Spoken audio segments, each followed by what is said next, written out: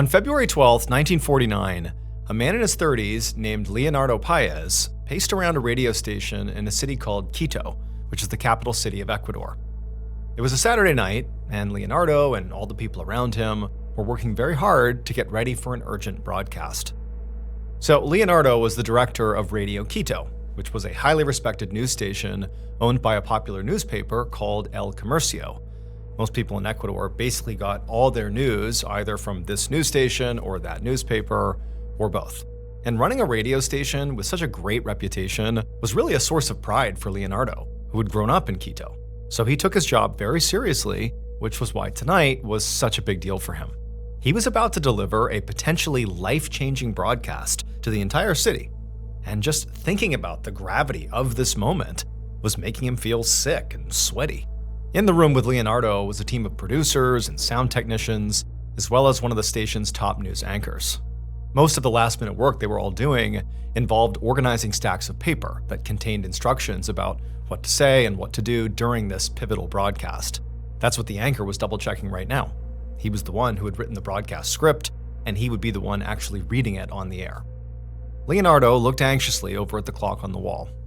It was already a few minutes after 9 p.m., and they didn't have a lot of time left. But even though Leonardo desperately wanted to get this broadcast started as soon as possible, he knew he had to give his anchor the space and time to make sure they were 100% ready before they actually went on the air, because they really only had one chance to do this right. So instead of telling the anchor to come on, hurry it up, Leonardo instead bit his lip and just paced around the station, trying to distract himself by listening to the program that was currently being broadcast over the radio station's airwaves. It was a live musical performance from a duo of singers named Benitez and Valencia. These two combined were really famous, sort of like the Taylor Swift of 1940s Ecuador. And so when people in Quito knew these particular singers were performing on the radio, basically everybody stopped what they were doing and tuned in to listen. So in Quito in the 1940s, nobody had TV, and so radios were like the ultimate form of not just how to get your news, but also of entertainment. It's really where everybody turned. But radios were also very expensive and were sort of a luxury item, so not everybody had one. The people who did have radios would often bring theirs outside to the street so that other people could also hear the programs and the music. And Leonardo knew that all of this meant that at this very moment, all across the city, most of Quito's 250,000 residents were gathered around a radio. And he needed to get his broadcast on the air while he still had everybody's attention. He turned and saw the anchor finally lean back in his chair, indicating he was ready, and so Leonardo knew it was time to go live. Leonardo turned and nodded to his technicians, who were all sitting at a table covered in broadcasting equipment, and one of them, after seeing Leonardo's cue, leaned forward to adjust several knobs and then hit a button on the control panel. And the instant he did this, the voices of the singing duo cut off, and a large red sign that said "On Air" lit up on the wall right above the table. Basically, they were going to cut off the performance to do this broadcast and catch everybody in Quito off guard. And then the anchor leaned into their microphone and, in a very urgent voice, said that they were interrupting this musical program because there was an alarming event happening that everybody in Quito had to hear about. Then he explained the reason for this broadcast. Ecuador was being invaded. About half a mile away from the radio station, 17-year-old Jose Antonio stood outside a restaurant with some of his friends. Jose and his friends and all the diners, plus a bunch of people out on the sidewalk, had been gathered around the restaurant owner's radio, listening to Benitez and Valencia sing, when suddenly the music had cut out and the anchor had come on to say that their country was under attack. And so as Jose and this group is sort of caught off guard and listening to this sudden announcement, the announcer got really emphatic and said, "Listen, the city of Latacunga has been destroyed." And at that, Jose's mouth fell open and he felt this jolt of fear in his chest. Latacunga was only about 60 miles south of Quito. So Jose, along with everybody else around him, instinctively leaned into the radio so they could hear more about what was happening and why. But when they all did that, the broadcast suddenly stopped just as abruptly as it had come on, and the music program came back on. But the street got really quiet as Jose and the crowd just kind of stood there waiting for something to happen. I mean, really, nobody knew how to react to this. A few people began looking up at the sky, thinking maybe warplanes might be flying overhead, and actually Jose began doing that too, wondering if, that's the next step. But there were no planes, and there were no signs of, anything that would indicate that war was happening nearby, or, whatever destroyed Latacunga was approaching Quito. All Jose could hear was the echo of other radios around the city, now back to playing this musical program. But as the seconds ticked by and the crowd gradually began talking again and kind of going back to normal, some people began making jokes and suggesting that this broadcast was literally a joke, that was meant to be a prank. Others just kind of brushed the whole thing off and just went about their evening as if it had never even happened. However, Jose did notice that some of the people at the tables outside the restaurant where he was were still just kind of staring at the radio and shifting around like they were restless or uncomfortable, like clearly that broadcast had struck a nerve. Jose also kept fidgeting around and trading worried looks with his friends and the other people around him because he wasn't so sure this was a joke. And the reason he wasn't sure was because a sudden invasion of their country had actually happened before. 7 years earlier, in 1941, when Jose was just a kid, the much larger country of Peru had invaded Ecuador after an argument over land along a shared border. Instead of settling the argument diplomatically, the Peruvian army stormed into the disputed territory in Ecuador and conquered it pretty easily. And the fighting had only lasted for maybe about a month before Ecuador accepted that they had lost and retreated, giving up the land. But even though the fighting back then had never actually reached Quito, it had been a terrifying experience for residents of Quito because it made them realize they were not able to defend themselves against a foreign invader. But just then, as Jose and the others are sitting outside the restaurant kind of grappling with what could be going on here, how real is this, is this a prank? Just then, the music that had come back on again on the radio cut out, and once again, the broadcaster's voice came on, and they said they had an update. The enemy had landed their aircraft right on the outskirts of Quito in a northern area called Cotocollao, which was only 8 miles from the center of Quito. And suddenly Jose and the others realized that if the enemy had destroyed Latacunga in the south and now landed in Cotocollao in the north, then the city of Quito was effectively surrounded. But before Jose could even process this thought, another man's voice came on the radio. And unlike the first voice, which was emphatic but, basically calm, this guy was absolutely panicked. He said he was the chief of Quito's newspaper, and then he basically screamed, "The airbase has been taken over by the enemy and destroyed. They're exterminating everything and everyone." He continued to yell that the enemy was using poisonous gas and they were using fire and they were literally killing people and destroying homes and buildings. And then he issued a simple and terrifying warning. They're coming. Jose felt himself let out this yelp that he couldn't even control. He was so suddenly terrified. But he didn't even hear it because all around him, everybody else seemed to react basically the same way all at once. And the streets erupted in screaming and praying and just absolute chaos. Some people began pointing up to the sky, yelling that they could see the enemy. More and more people suddenly began flooding out onto the streets, crowding around the radios, trying to hear more information. They're all terrified and they don't know what's going on. Jose wanted to begin to tell these new people who were coming outside sort of what he and others had heard so far, but everybody out on the street was sort of talking over each other. It was just complete madness. And then literally on the radio, there's all these different voices coming over because clearly the news station is panicked and they can't even get a cohesive message out over this broadcast. However, despite this madness, the one word that kept coming through on the radio that everybody heard was "Go hide. Hide from the enemy. Hide." And Jose and some other people around him were thinking about doing just that when finally a new voice took over the broadcast. And this man was louder and more authoritative than the others, and it sort of immediately projected calm, not just clearly calm on the other end on the broadcast side, but it sort of quelled the crowd for a second. This person sounded like an authority figure, and this person introduced himself as the mayor of Quito. And he said that yes, there are cities around Quito that are currently under attack, but he said he had clear direction that he wanted everybody in Quito to follow. But despite this instruction really being the first kind of clear next steps for people to follow, It didn't make Jose feel any better about this, because the mayor told the people of Quito that the women and children, they had to flee, go hide, go away, go find somewhere safe. But the men had to stay and fight. Jose felt this rush of adrenaline because he's thinking, am I old enough to be considered, one of the men? Will I be expected to fight, or are they going to tell me to go flee with the women and kids? Like, he didn't really know. But he had this calming thought. He's like, you know what? We're at war, and I am going to fight. So he signaled to his friends, sort of saying, all right, let's go, let's get ready here. And the group came together and they left the restaurant. And at that exact same second, a car came flying past on the street, narrowly missing Jose and his friends. And Jose saw it screech around the corner and out of sight before he heard this loud bang and the crunch of metal against stone. Immediately, some men ran after this car because clearly it had gotten into an accident and they need to go if they need help. But other people started running in the opposite direction. And so for Jose and his friends, it's like, what do? Do we go help with the car crash, or do we go, head to the front lines or something?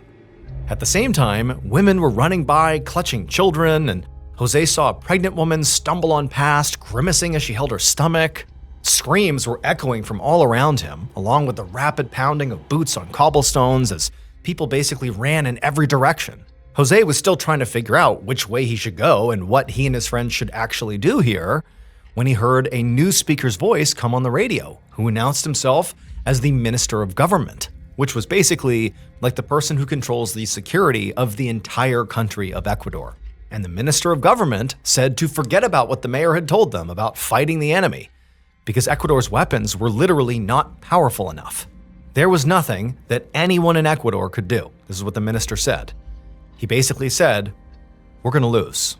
Just then, another new voice came on the radio. It was this very fast-talking man who said he was actually reporting live on the ground in Quito. And he screamed out over the broadcast for everyone to run.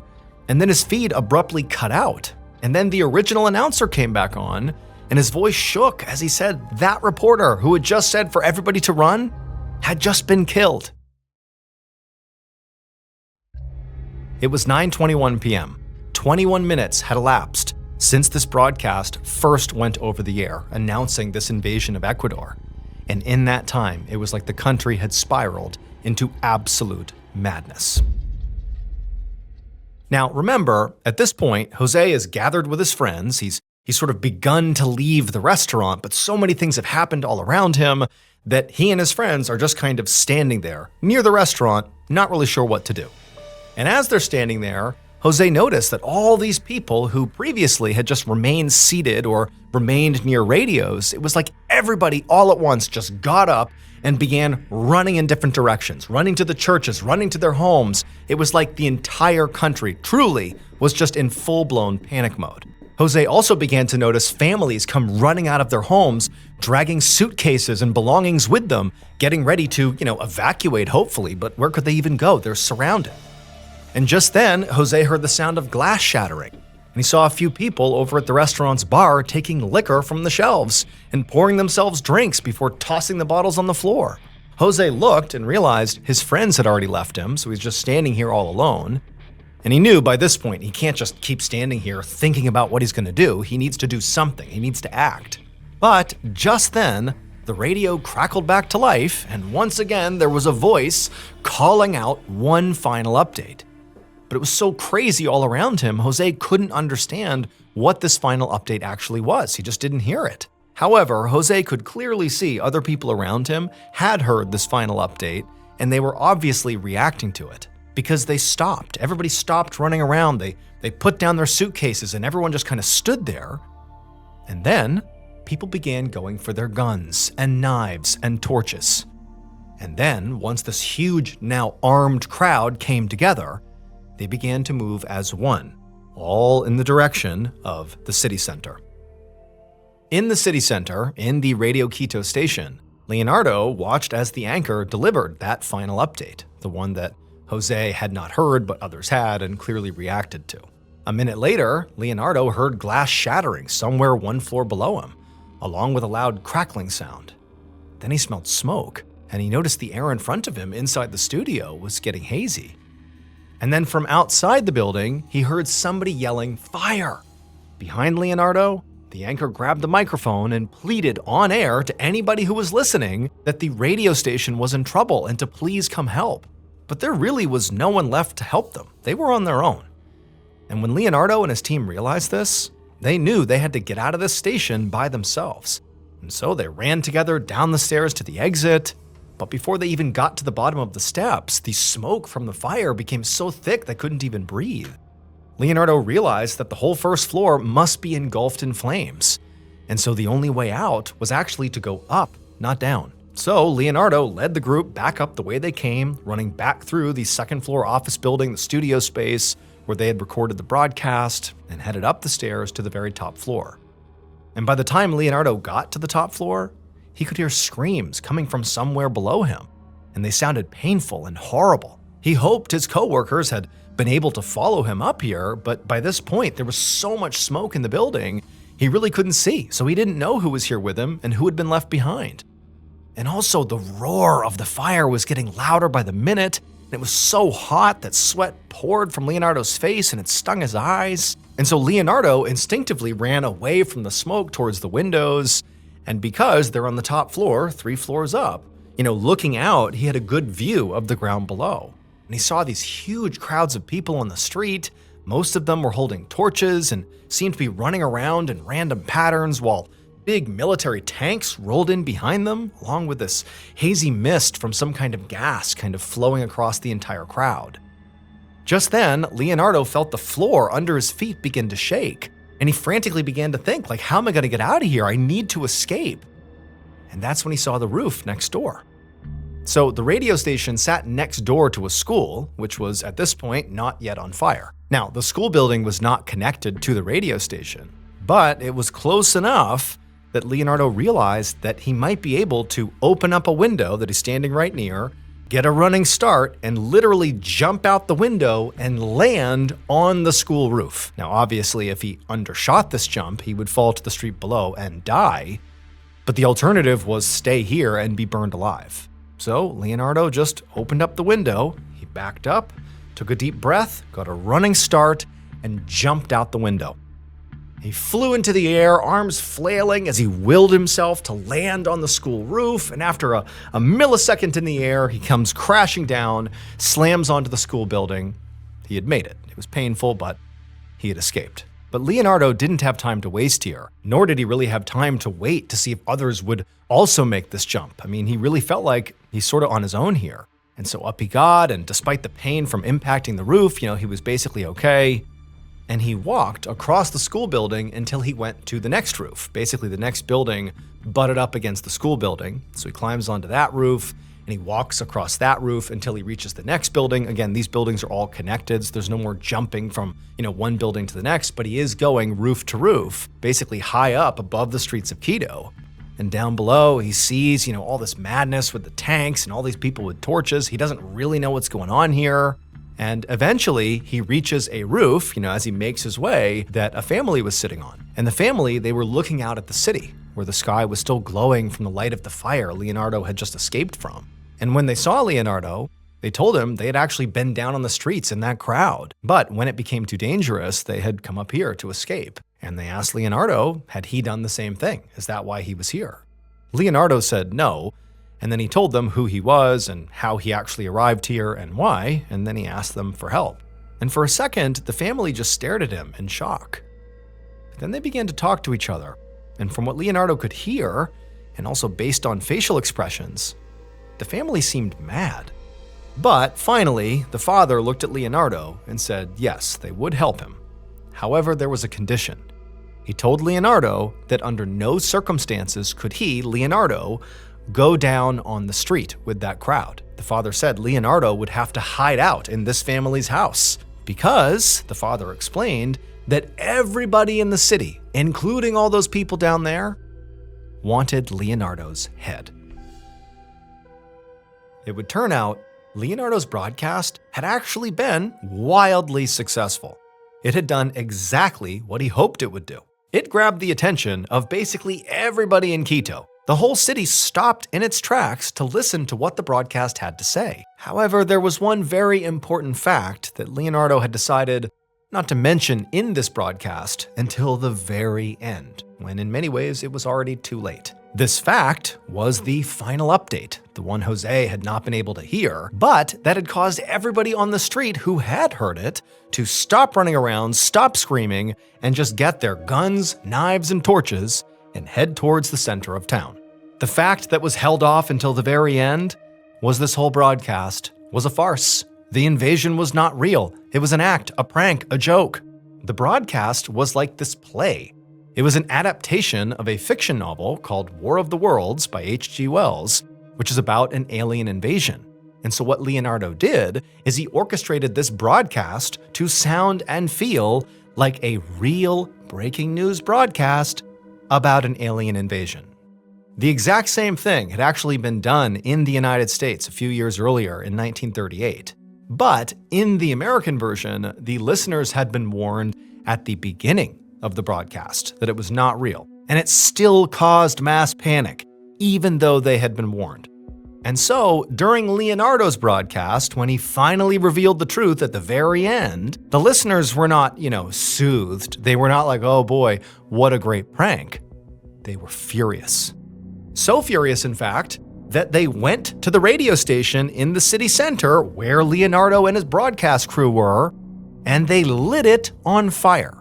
And so between the radio station fire and also between all the people who took their own lives preemptively, believing aliens were going to be here any minute to kill them, torture them, abduct them, the death toll from this night, from this farce, was between 6 and 20 people. And a whole lot more people were also injured in the chaos. As for 17-year-old Jose Antonio, he would survive, and later in life, he would actually give a tell-all interview about his experience during the so-called alien invasion.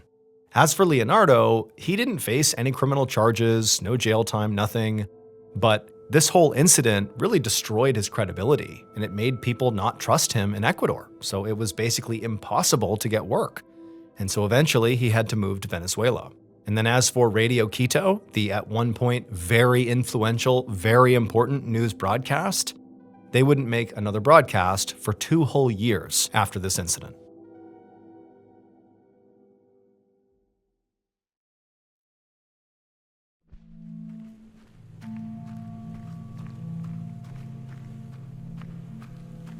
On the evening of Sunday, January 26, 1851, a 23-year-old man named Bailey Staples hurried up the walkway of a home in Fall River, Massachusetts.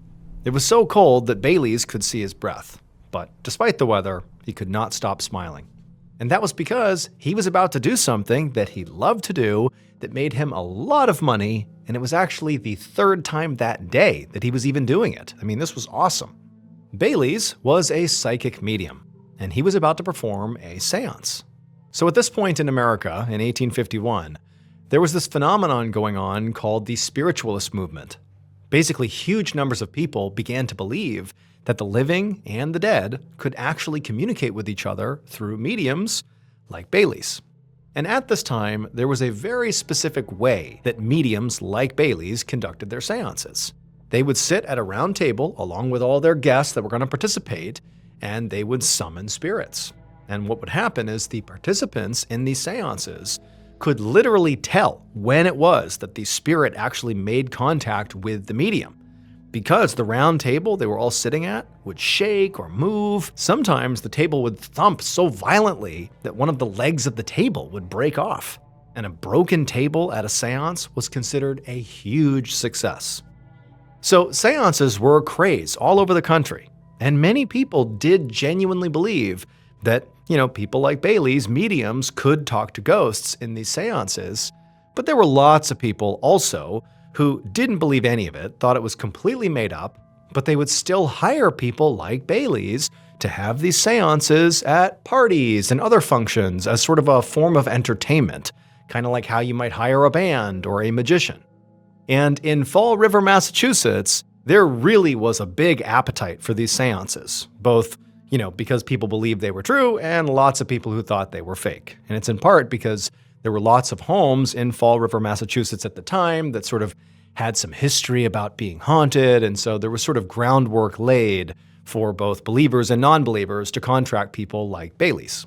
Now, to be clear, Bailey's whole seance act was a blatant fake. In fact, many of the people who hired Bailey's knew in advance that it was all an act, that Bailey's really was more of a performer than a psychic medium. But Bailey's was really good at faking it, and so he had become kind of like the go-to medium, certainly in Fall River, which meant for him to maintain this flow of business, he really had to put full energy into every performance to keep getting people to call on him. So on this day, as Bailey's is sitting there getting ready to start his third seance of the day, he was tired. I mean, it's pretty exhausting to do these performances, but he knew he just had to get that second wind and just push through and do as good of a job as he possibly could. And so as the homeowner of this third seance opened up the door and let him inside, Bailey's was sure this was going to be at least as good, if not better, than the other performances of the day. Moments later, the homeowner, John Gardner, led Bailey's into the living room where several other guests were already gathered. Bailey's immediately snapped into character. He swooshed his cape as he walked in, and he waved his hand around the room to command their attention. And when everyone turned to look at him, he said, "I have broken 2 tables today, and now I've come to break yours." The guests all cheered and clapped, and Bailey's could tell they were going to be a very enthusiastic audience, which always made these seances much more fun. So into the parlor they all went, and they all took a seat around this big circular table in the middle of the room. And then Bailey's dimmed the lights and walked around the table giving his instructions. He then told them to all hover their hands over the table with their palms down and their fingers spread, and that each of them would have to touch the hands of the person sitting next to them. He told them that once they were all touching, it would create a circuit that was more inviting to the spirits. And so once all of his guests got into position with their hands, Bailey's took his seat and did the same thing with his own hands, creating a full circuit all the way around the table. And at that point, everybody was ready. And so he nodded, and in a commanding voice, he said that now he was going to speak to the spirits. And if the spirits in the room felt like answering, they would move this table. The room got deadly quiet as everyone waited to see what Bailey's would do.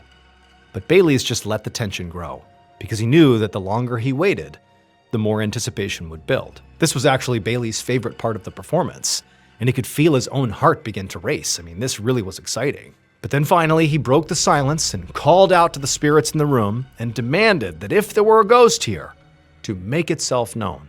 And at this, everyone immediately began to look around excitedly, which created the quick distraction that Bailey's actually needed to perform his first trick.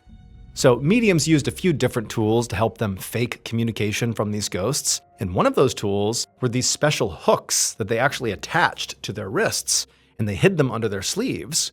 And then when they put their hands palm down, hovering over the table like they told everybody else to do, those hooks would actually go below the table and grip on, so the medium could, without looking like they're actually touching the table, literally lift the table up and rattle it around, again, without appearing to actually touch it. Now, it actually took a lot of strength to do this. I mean, imagine moving a huge table around just like with your arms kind of hovering over the table. But Bailey's was getting really good at it. And so as his guests were all looking around, looking out for ghosts, Bailey's masterfully hooked his hooks right under the table and began moving his wrists around, which caused the table to thump. And as soon as this happened, a woman on the other side of the table screamed, and the other guests began laughing and getting really excited. But Bailey's was only just getting started. He called out to the spirit again, much more forcefully this time, and as he did, he literally made the table rise off the floor as all the guests gasped. One man asked how Bailey's was even doing this. I mean, he knew this was fake, but how are you lifting the table up? Because his hands are over the table, remember. It's just these secret hooks underneath. But Bailey's just kind of ignored the man and smiled. And then he said to the spirit that if you're willing to communicate with us, rap on this table one time. And then Bailey's used the hook, underneath the table to make a knocking sound. And as he did this, the woman who had first screamed on the other side of the table, she jumped. She was so scared.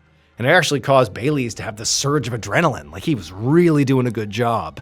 And so Bailey's actually kind of leaned into this and rattled the table a bit more for dramatic effect. And in doing this, Bailey's was really exerting himself. He's trying not to give off the vibe that he's moving this table around, but he really is. And so he's sweating bullets, and he's also yelling out to the spirit, demanding them to come forward and talk to us. But then, as Bailey's is doing this big act here that he in no way suspects is going to actually call spirits into the room, he suddenly felt the room turn icy cold, and he had this weird tingling sensation flowing through him. He blinked, and then his vision got hazy. This had never happened to him during any of his seances. And clearly, it was having an effect on him because he no longer was trying to communicate with the dead. He was just kind of standing there, very uneasy, like the seance was actually doing something, that there really might be spirits in the room. Now, Bayles can tell he's getting stared at, and he doesn't want to destroy his business here. Like, he needs to maintain the act. He can't just spook himself out and stop the seance. But at the same time, he couldn't break out of this weird feeling he had. The room felt so cold. I mean, something was off here. And then he tried to move, and it was like he couldn't. He was frozen. Now, at the same time Bayles is experiencing this, across the table, the homeowner and host, John Gardner, is just sitting there staring at Bayles, trying to figure out what's actually happening here. And from his perspective, he watched as Bayles went from sort of standing there awkwardly, unable to move, it looked like, to then sitting down in his chair and sort of lurching back in this awkward position. And then Bayles' eyes began darting all over the room, and also his breathing got really ragged and heavy. And John couldn't help but feel like it looks like Bayles is possessed for real. And then Bayles began to speak, and his voice sort of cracked as he did, and he began mumbling something that John and the others couldn't understand. I mean, John, he really couldn't help it. He felt sort of spooked by this. I mean, this was really convincing. John actually wanted to applaud. I mean, Bayles' acting was so good here. But he also didn't want to destroy the act and sort of break his character. Like Bayles, John and most of his guests did not believe seances were real at all. But, I mean, Bayles' performance was really turning out to be way better than any of them had expected. But just then, Bayles shot up out of his chair, and the whole table thumped again and shook, and then Bayles let out this almost ghostly-sounding moan, and then one of John's guests asked if the ghost was speaking through Bayles. But instead of answering, Bayles' eyes rolled all the way back in his head, so only the whites were visible. John and the others were transfixed. I mean, this was just incredible, really kind of scary stuff here. But then Bayles let out another moan and then fell backwards hard onto the ground. And for a second, there was just confused silence. Because if this is an act, I mean, that was a violent fall. This looks really legitimate. How is Bayles able to do this over and over again? This seems real. And it was in that moment of realizing that something is off here that some of the guests began to scream and they began to run out of the room. A few minutes later, a local physician named Dr. Hopper ran into the parlor of John Gardner's home. He'd been summoned by one of the guests who had panicked and actually ran out and gotten him. But that guest had been rambling about a ghost and a possession, so Dr. Hopper really wasn't sure what kind of problem he was actually responding to. But now he could see there was a group of people dressed for a party gathered around what appeared to be a seance table, pointing to the floor, where there was this young man lying in a crumpled heap. Dr. Harper went to the young man and reached out and felt the man's neck, but there was no pulse. And so the doctor turned and looked at the group and said, "He's dead." And before the group could really even react, the doctor said, "Now hold on. Someone needs to slowly and clearly explain what happened here." John Gardner stepped forward and now in a very shaking voice explained that this young man was a medium whose name was Bailey Staples, and he had been doing a seance and he had demanded a ghost talk to the group. And then a moment later, he was thrashing around, apparently possessed by this ghost, and then he fell to the ground, dead. John said they had all thought this seance was a fake. I mean, when they hired Bayles, they literally thought this was just going to be a performance, nothing real. But now, I mean, they didn't know what to think. This looked very real. Dr. Hopper shook his head, not really sure what to make of this explanation. He certainly did not believe in ghosts, but after a quick examination of Bayles, he really couldn't see any obvious cause for the medium's death. So Dr. Hopper got to his feet and told the dinner guests that, whatever killed Bailey Staples was not a ghost, but he didn't know what it was yet. However, he would get to the bottom of it. However, by the next morning, news of Bailey's death had spread all over Fall River and beyond, and it made the immediate autopsy that Dr. Hopper wanted to do to figure out what happened to him basically impossible. Now, the reason it was impossible is because some people were claiming that this was a ghost that possessed Bayles, but it didn't actually kill him. The ghost must have put Bailey's into a trance where he appears dead but is not actually dead. But if Dr. Hopper performs the autopsy on him, the autopsy will kill Bailey's, so you can't do that. And so pretty quickly, you have all these people that are showing up at Dr. Hopper's clinic and the local police station demanding authorities give them Bailey's body to prevent the doctor from killing him by doing an autopsy on him. And so it's this whole scene. And at the same time, keep in mind, the country as a whole has been taken with seances. That was already something that was sort of happening everywhere.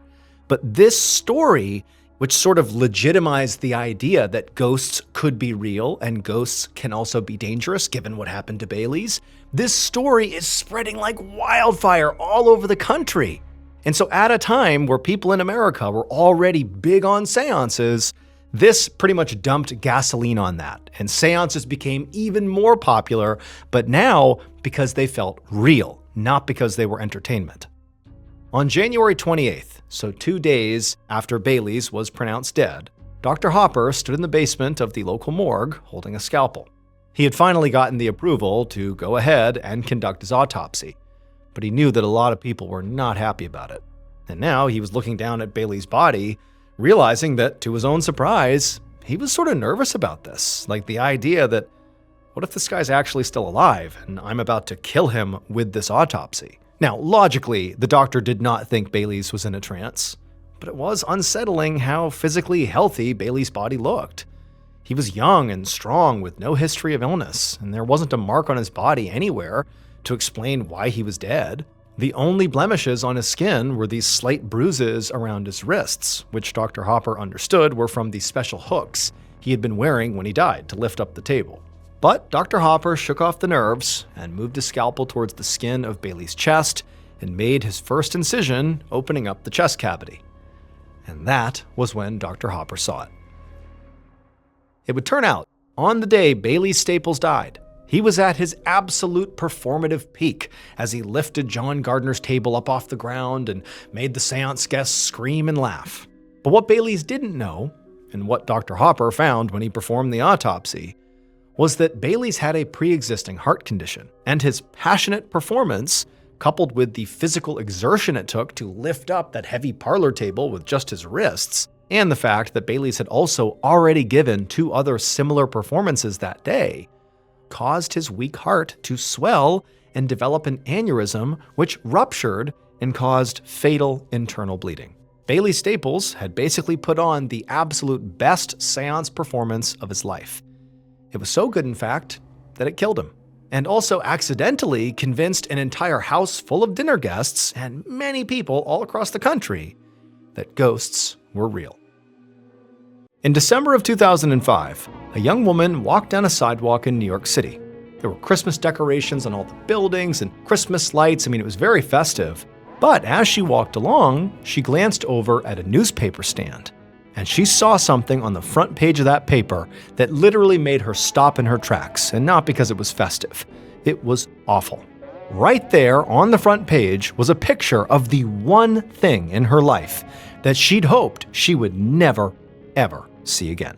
But before we get into today's story, if you're a fan of the strange, dark, and mysterious delivered in story format, then you've come to the right place, because that's all we do, and we upload 2, 3, even 4 times a week. So if that's of interest to you, on the next extremely hot day, sneak into the like button's house and jack their thermostat all the way up to the highest setting, and then once it's there, rip the thermostat off the wall. Also, please subscribe to our channel and turn on all notifications so you don't miss any of our uploads. Okay, let's get into today's story.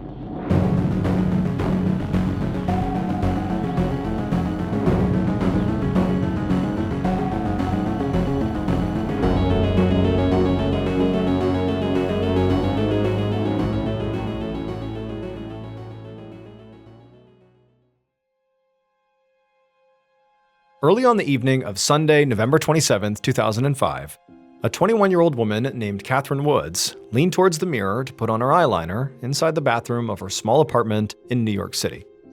Catherine's phone was sitting on the bathroom counter, and she heard it buzz, but she didn't even look to see who was calling. She didn't have time to talk to anyone, because she had to finish getting ready for her 7 o'clock shift at work.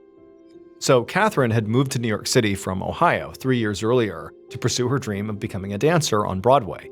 But everything here was so expensive that in addition to chasing her dream, she also had to work 3 different jobs just to make ends meet. Now, 2 of those jobs were pretty standard. She worked as a waitress and also taught children's dance classes. But tonight, she was getting ready to go to her 3rd job. And this job was not really standard at all. In fact, to her, she was sort of embarrassed about it. And because of that, she was keeping it a secret from almost everybody in her life. Her 3rd job was working as a topless dancer at a strip club near Times Square called Flash Dancers.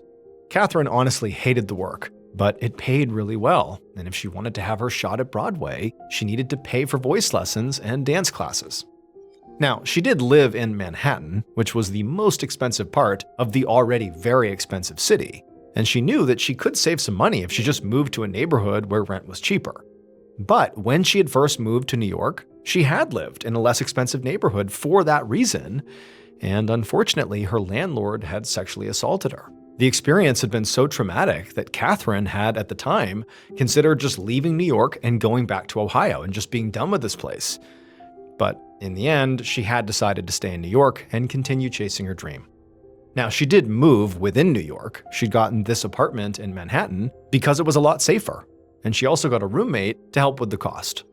His name was David Hahn, he was 23, and he was one of Catherine's friends from back home in Ohio. But at this very moment, David was not inside the apartment. He'd gone outside to get his car so he could drive Catherine to work. Catherine finished her makeup and left the bathroom, and as she walked through the living room, she stepped over a black dog that was sleeping on the floor. The dog was not Catherine's, and it actually was not David's either. David was a part-time dog sitter, so this dog was just staying with them while its owners were out of town. Just like Catherine, David also had a bunch of part-time jobs to help make ends meet. When he wasn't dog sitting, he worked as a doorman at a hotel just up the street from their apartment. Now, Catherine and David had actually been romantic at one point. They had dated for a little while, but these days they were just roommates, living together to split the bills. Although, secretly, Catherine did sometimes wonder if, maybe they should give it another shot to try being a couple again. Thanksgiving had been a few days ago, and instead of going home to Ohio like she usually did, Catherine had stayed in New York and celebrated with David, and it had been a really nice time. Plus, David knew about Catherine's 3rd job of working at Flash Dancers, and he didn't judge her for it, and Catherine felt like a lot of people did, so she liked that about him. But the biggest hurdle that Catherine could see to potentially rekindling their relationship was the fact that David disliked basically every man she met, whether she was dating them or not. He just did not like them. Now, some of these guys, she could understand why David, didn't like them. Like there was this guy, Joe, that she had dated briefly, who really she'd only met because he was a patron of her strip club. But then there were people like Paul, who was a personal trainer at Catherine's gym, who she'd only seen off and on, and who was nothing but nice to David. And even though Paul and Catherine were not dating now and mostly just spoke on the phone periodically, David still insisted that Paul was a creep. He just did not like the guy. But for now, Catherine figured, you know what, I'm not going to figure out my entire romantic life. I just need to finish getting ready and go downstairs so she wouldn't keep David waiting. So Catherine went into her bedroom and began getting dressed. And that's when she heard that dog start barking at something in the living room. And so, curious, Catherine walked in that direction to see what was going on. A little while later, Catherine's roommate, David, walked quickly along the sidewalk to get his car, which was parked a ways up the street. He was out of breath by the time he reached it. He knew he had to hurry, so he jumped in and he drove back to the apartment building and he called Catherine as he pulled up out front. When she didn't answer, he threw on his hazards and he climbed back out to go into the building to go get her. And he had just made it up the flight of stairs that led to his 2nd floor apartment and he was going down the hallway when he saw something that made him come to an abrupt stop. It was that black dog that he was dog sitting. Somehow, it had gotten out of the apartment and was just standing there in the shared hallway outside of his apartment door. David blinked and then realized that his neighbor, a man he rarely interacted with named Brad Stewart, was standing right behind the dog. And Brad was holding a leash that was clearly clipped onto the dog's collar. For a second, Brad looked surprised, and David was just completely confused about why this guy had the dog that he was dog sitting on a leash. But then Brad told David that he had found the dog wandering around, recognized it as David's, and brought it back to his apartment. Brad said he had just knocked on David's apartment door, but so far nobody had answered. So at this point, David understood, why Brad has the dog. but he didn't know why the dog was out of the apartment in the first place. But he kept that to himself and just thanked Brad, took the leash, and then stepped over to the door of his apartment, number 2D. The apartment door was shut, but when he turned the handle, he found that it was unlocked. David couldn't remember if he had left it unlocked or not, so he just opened it, and he called out Catherine's name. But there was no answer, which was weird, so he stepped inside. Now, he didn't see Catherine, but he did see the door to her bedroom was slightly cracked open, so he walked over to it, and he called out to her again. And then when she didn't call back, he tried pushing her door open. But the door didn't really open. It instead swung maybe a few inches and then stopped. And David felt resistance on the other side, like something maybe on the ground was holding the door from opening all the way. And so now, with all these strange things happening, David's starting to feel pretty worried. And so the surge of adrenaline came over him, and he just shoved the door open, and he stuck his head in, and he looked inside. And when he saw what was in there, he immediately pulled back, turned around, ran into the hallway, and he called the police. A half an hour later, around 7:30 p.m., an NYPD detective named Stephen Getz walked up a flight of stairs at an apartment building in Manhattan. This part of the city was known to be extremely safe. Homicides never really happened here. But if the 911 caller had been telling the truth, Getz knew that a potential grisly murder scene was in fact waiting for him in apartment 2D.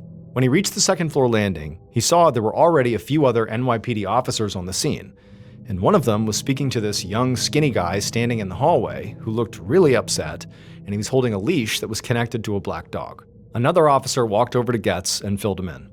He said the man that was being spoken to was the victim's roommate, David Hahn, and he was the one who had found the body and called 911.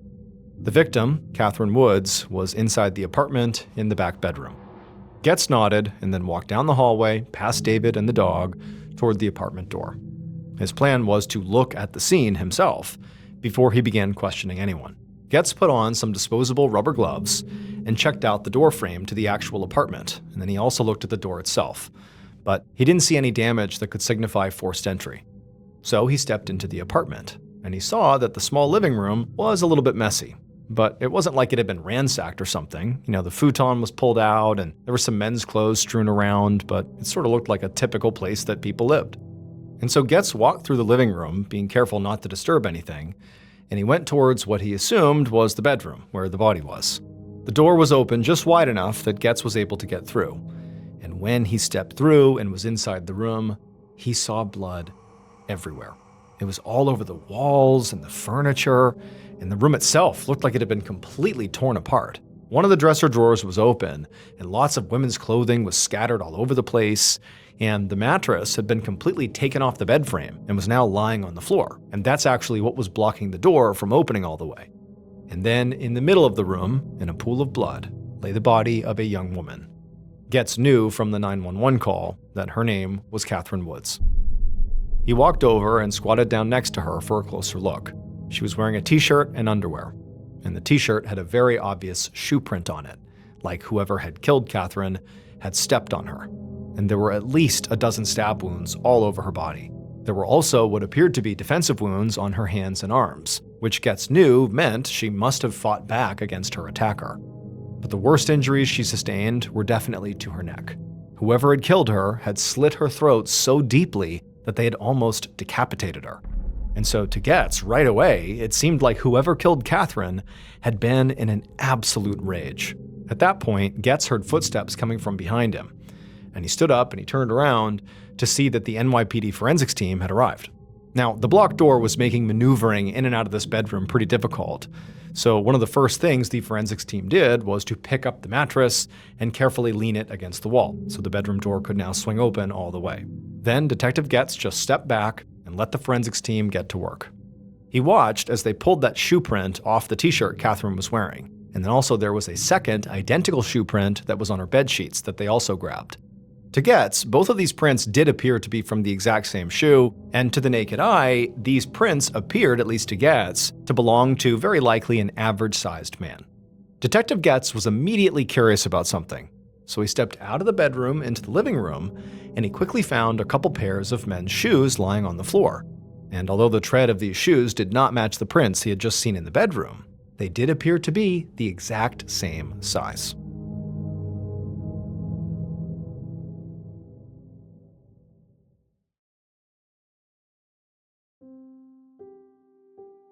An hour later, at about 8:30 p.m. on November 27, 2005, Detective Getz sat down at a table inside of an interview room at the NYPD's 19th Precinct. And once he did, he handed a bottle of water across the table to David Hahn, the roommate of the murder victim, and Detective Getz' current #1 suspect.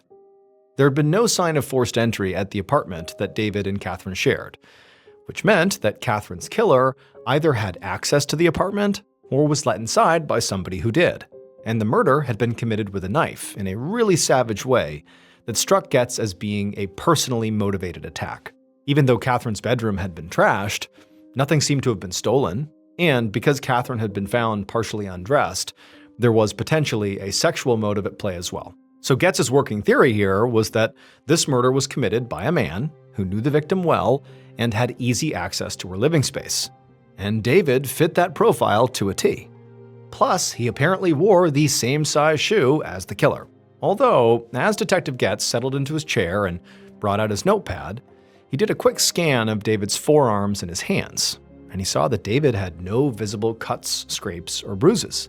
The detective thought that Catherine's killer likely would have some injuries there because she had obviously been fighting for her life. She would have left a mark on them. But Getz didn't say anything about this to David. Instead, he just leaned forward and he asked David to walk him through what had happened that day. David's hands were shaking a bit, but he took a deep breath to calm himself, and he said that he had been at the apartment with Catherine that night until about 6:40 p.m. That was when he had left to go get his car so he could come back and drive Catherine to her 7 o'clock shift at Flash Dancers. But he said retrieving his car had taken longer than he expected, because on the way, he had run into some of his coworkers from his doorman job, and he had stopped to chat with them. He said after he had done that and he had gotten his car and he went back to the apartment, he had expected Catherine to be waiting outside by the curb. But when he got there, there was no sign of her, and she didn't answer when he called her. So David said he'd ultimately gone inside and ran upstairs to the apartment, and in the hallway he had found his neighbor, Brad, who was oddly holding the leash of the black dog that David was supposed to be looking after. And then David said he went into his apartment, and that's when he found Catherine's body. David said he had called 911 right away. It was right around 7 p.m. And at this, Getz stopped writing on the notepad and just looked up at David. He couldn't believe what he was hearing. David was claiming that he'd only been out of the apartment for 20 minutes, and that in that narrow window of time, Catherine had been brutally murdered and the killer had also escaped. It honestly sounded like one of the worst alibis Getz had ever heard. But he didn't want David to know just how close he was to getting arrested for murder, because he didn't want David to get scared and stop talking. So Getz kept his tone very sympathetic as he asked how long David had known Catherine for. David said they had met back in Ohio a few years ago while Catherine was visiting her hometown.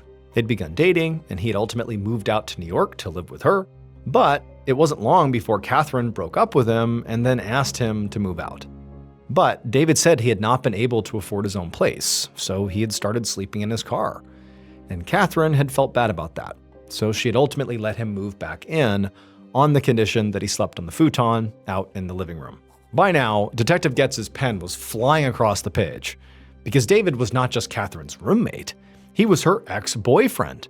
An ex-boyfriend who was the last person to see Catherine alive and discovered her body. Getz was more confident than ever that he was sitting across from Catherine's killer. He told David that everything he was saying was incredibly helpful, but right now, he needed to go check on something. David agreed to wait, and Getz stood up to leave.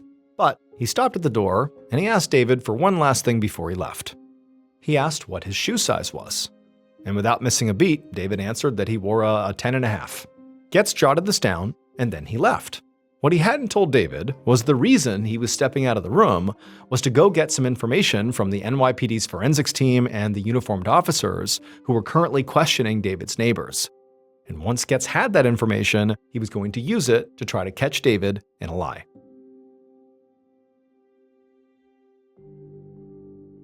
About 19 hours later, so about 3 p.m. the next day, Getz was sitting at his desk feeling completely exhausted, but was pounding yet another cup of coffee.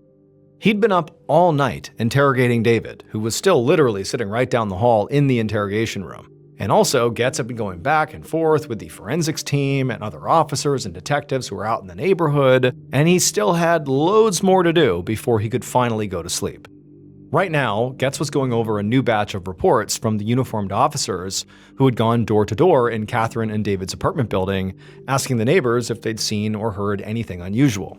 And just like Getz had hoped, the information they were getting did contradict pieces of David's story. David claimed that he had left the apartment at about 6:40 p.m. and said that at that time, Catherine was fine. But two neighbors said they heard screams coming from the apartment before 6:40 p.m. The man in the unit directly above David and Catherine said he had heard 3 screams at 6:28 p.m.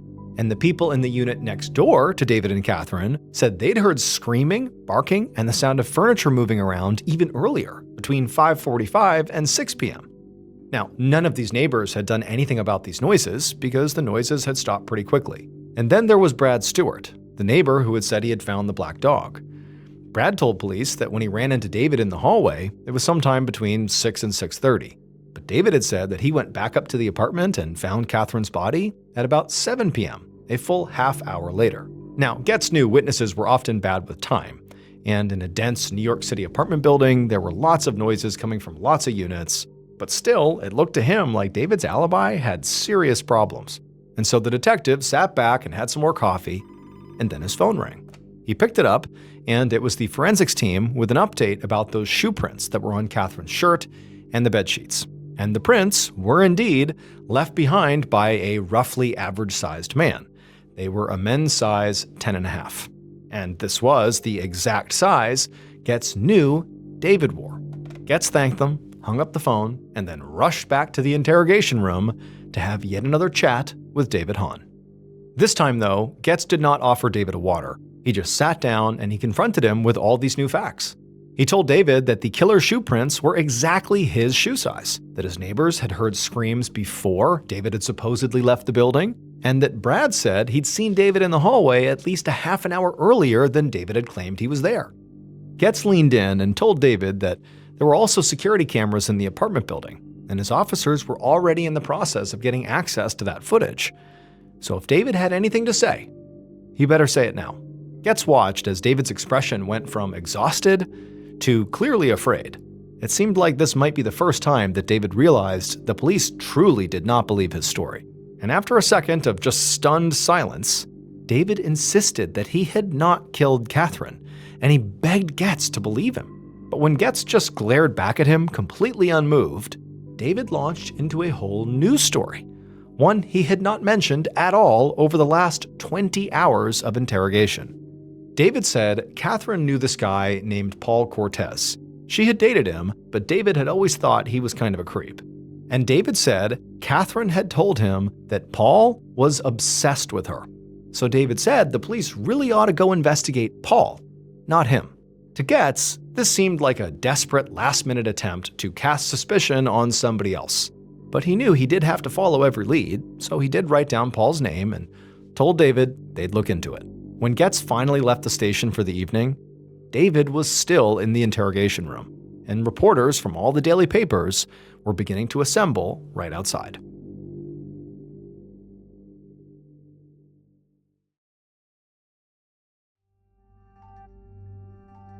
The following morning, the story of Catherine's murder and pictures of her smiling face were all over the news.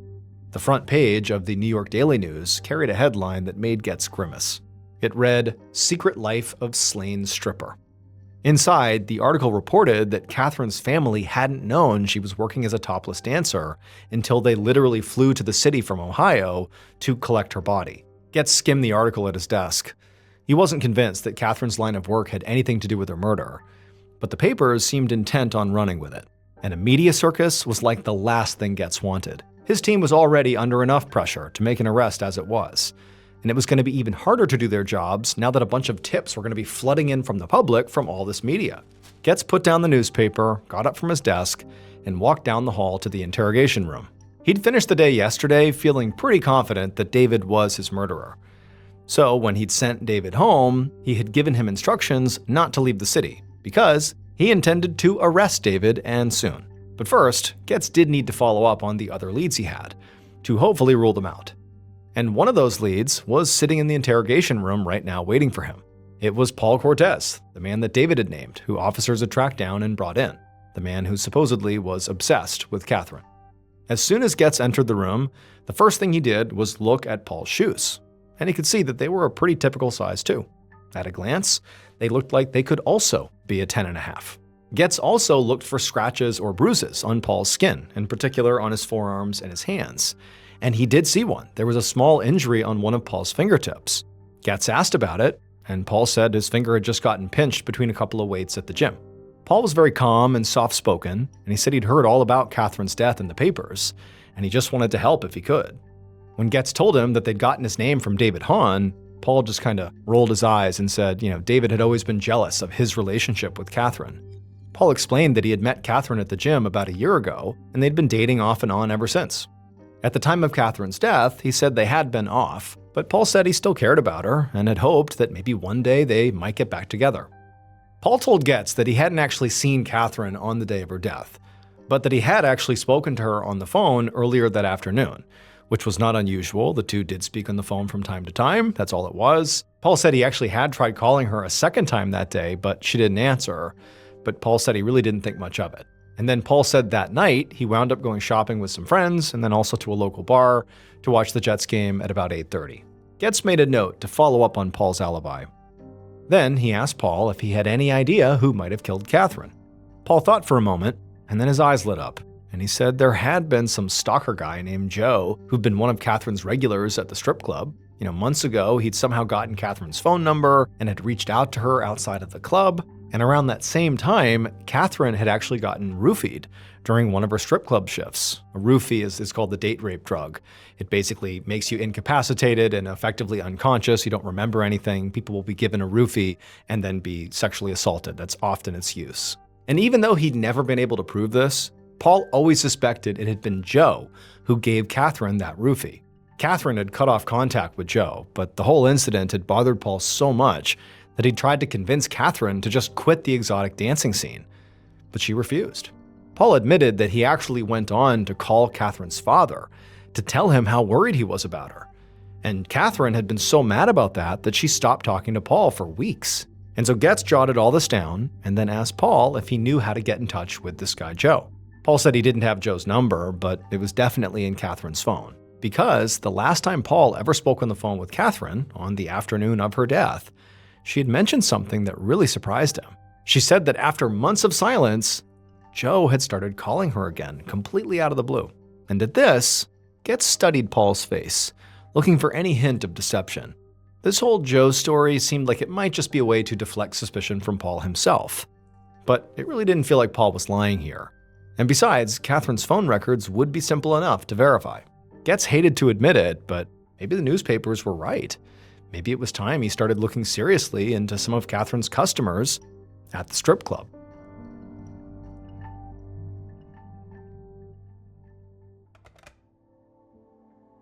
The following afternoon, on Wednesday, November 30th, Detective Getz was feeling really annoyed as he hung up the phone at his desk. It had been a call from another reporter, but Getz hadn't made an arrest yet, so he was staying tight-lipped. But for now, he just turned his focus back to the stack of papers on his desk. They were Catherine's cell phone records, which he'd subpoenaed yesterday, and they showed that Paul had been telling the truth. Both he and Joe had called Catherine shortly before she died. So he'd brought in Joe for an interview, and he asked him to explain why, after months of silence, he had called Catherine right before she turned up dead. And Joe had replied he'd only called her to check in, to say he hoped she had a nice Thanksgiving.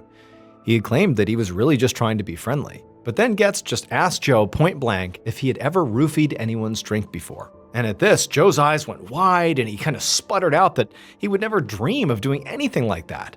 But based on Joe's tone, Getz really felt like he was lying. And so now, Getz felt like the entire investigation was wide open.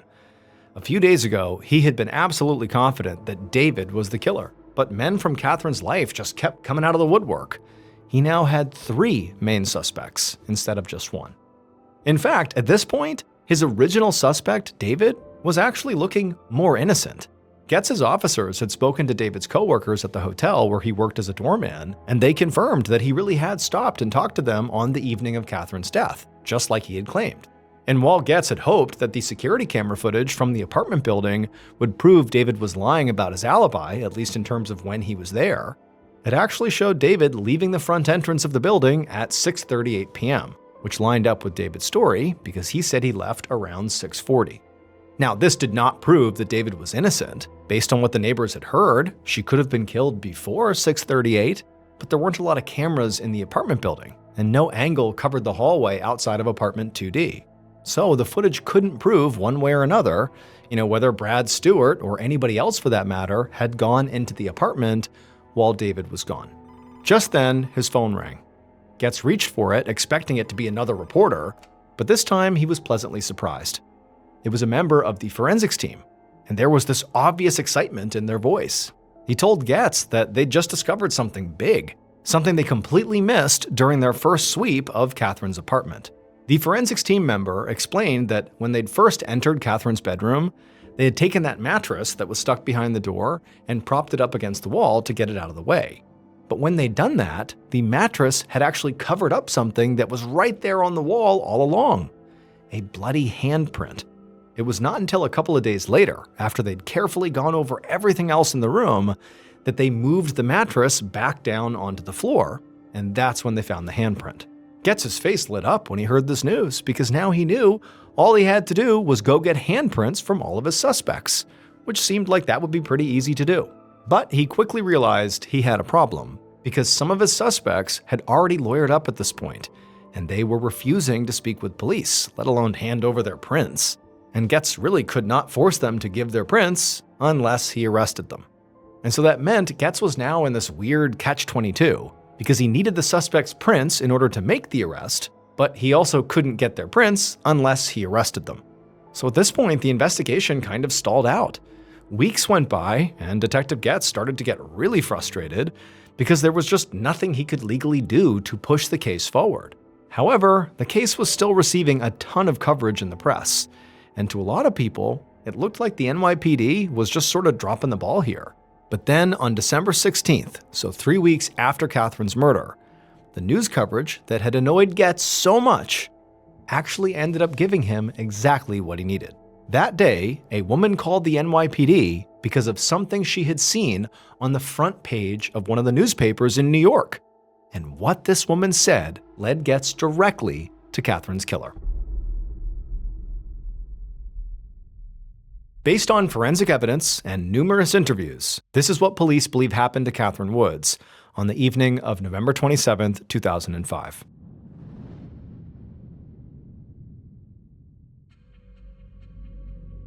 Shortly after 6:40 p.m., the killer climbed the stairs inside of Catherine's apartment building.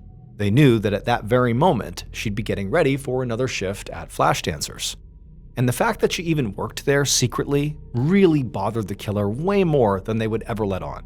The idea of Catherine dancing and giving her attention to other men made the killer so jealous they couldn't even stand it. Now, the killer had tried to talk with Catherine and win her over, but she had rejected him. So the time for talking was over. And so the killer quietly walked up to the door of apartment 2D and reached down and turned the handle, which was unlocked.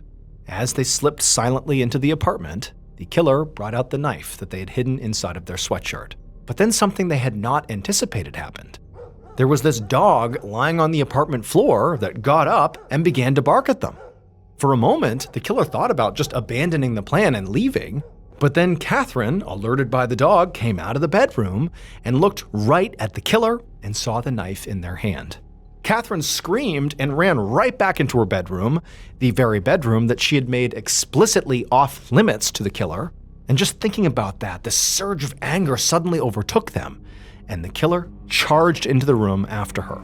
Catherine was already on the other side of the bed, lifting up the mattress as a sort of barricade, but the killer just forced their way past it and they grabbed Catherine from behind. But Catherine, she fought back. She began thrashing around, doing everything she could to break free. But she couldn't, and so they struggled and began smashing into the furniture and knocking things down all over the room. And it was around this point that the killer lifted up that knife they had brought and they slit her neck as deep as they could. But even then, even with this fatal wound, Catherine kept on fighting. and she was so vicious that the killer actually had to brace themselves against a wall just to keep their balance. And in the chaos, the killer didn't realize, as they're fighting off Catherine, that they had placed a bloody hand on the wall, leaving a print behind. Finally, when Catherine fell to the floor, the killer was still blinded with their rage, and they just got down there and began stabbing her over and over again. And then finally, when Catherine stopped moving, the killer just jumped up and ran out of the apartment. But when they got into the hallway, they realized that black dog that had barked at them had gotten out. Now, the killer wanted the dog back in the apartment, but the dog was clearly on edge. They were still barking at the killer. And so instead, the killer just shut the apartment door, trapping the dog in the hallway. And then the killer fled the apartment building out the back door, where there was no security camera. And for weeks, the killer was not caught, until their violent past came back to bite them. Several weeks after Catherine's murder, a young woman who didn't know Catherine was walking down the streets of New York when she noticed a newspaper. And on the cover of this newspaper was plastered the face of the killer, who was currently a suspect in a murder case. And this woman was horrified because she knew this person. They, the killer, had sexually assaulted her about a year earlier, but she had never filed a police report. But after seeing that this horrible person was being actively accused of murder, she called the NYPD and she told them what she knew. And the NYPD's Special Victims Unit used this woman's accusation as the basis to arrest the killer. And finally, once they were under arrest, Getz was able to get their handprint. And those prints did in fact match the bloody handprint found on Catherine's wall. They belonged to Catherine's on-again, off-again boyfriend, Paul Cortez. David's suspicions of Paul had been right all along. Paul was a creep who had assaulted at least one other woman before he killed Catherine. Data collected from nearby cell towers would prove that Paul was near Catherine's apartment building immediately before her murder, and he had been calling her over and over again.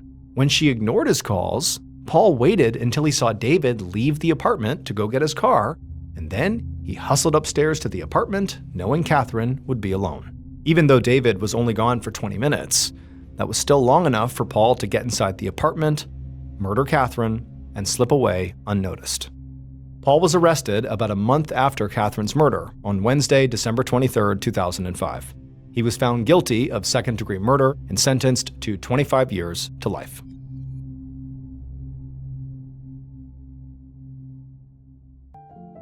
On the evening of Friday, May 21, 1993, a 29-year-old woman named Kem Wenger clapped her hands together in front of her with happiness in the basement of the Golden Congregational Church in rural Iowa.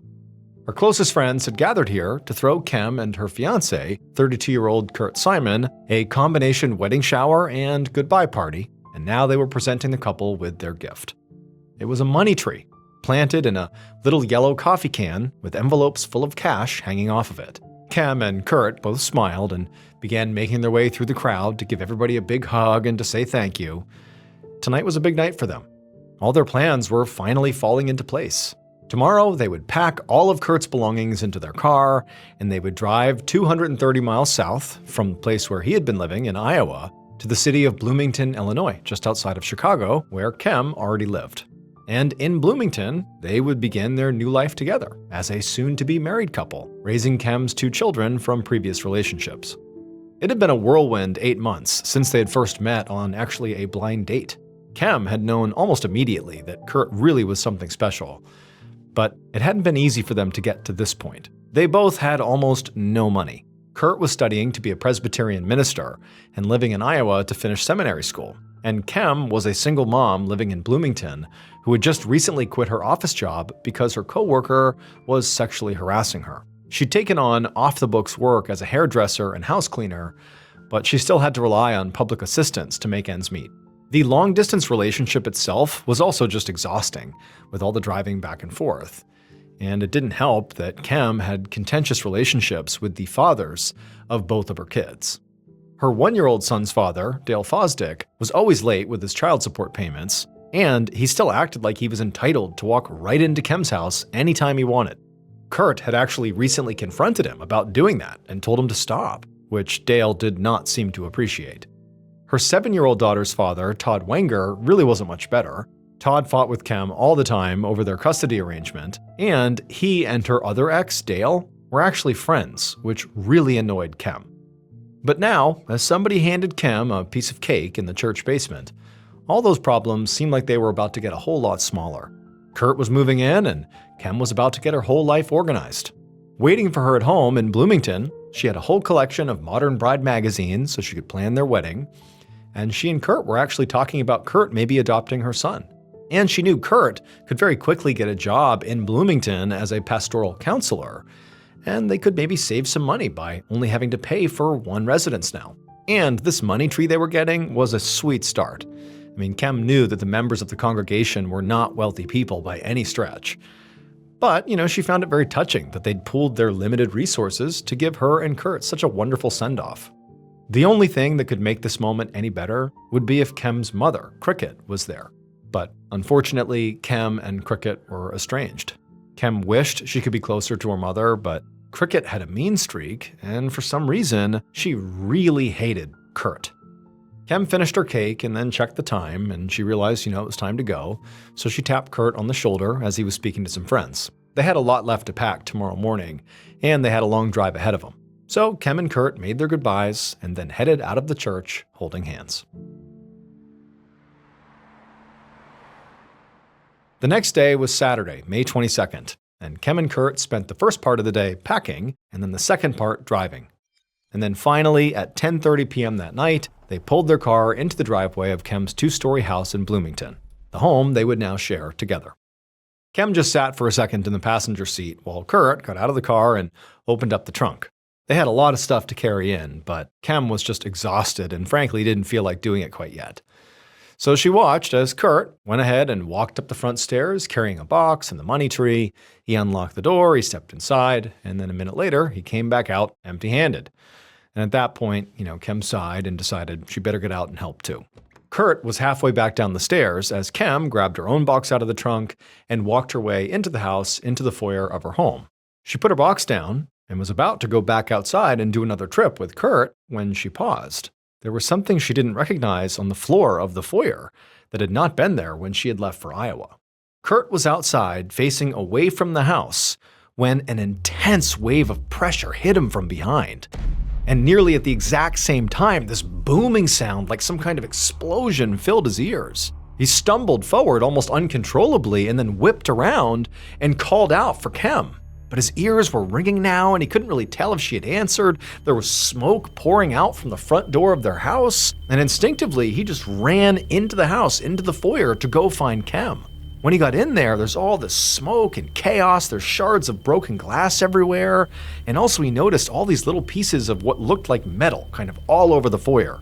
Kurt screamed Kem's name over and over, and he looked frantically all around through all the rubble, but it was impossible to see. It was like everything was destroyed in here. And so now, beginning to gasp from all the smoke, he started walking around the foyer, kind of ducking below the smoke as best as he could, and that's when he saw legs on the floor.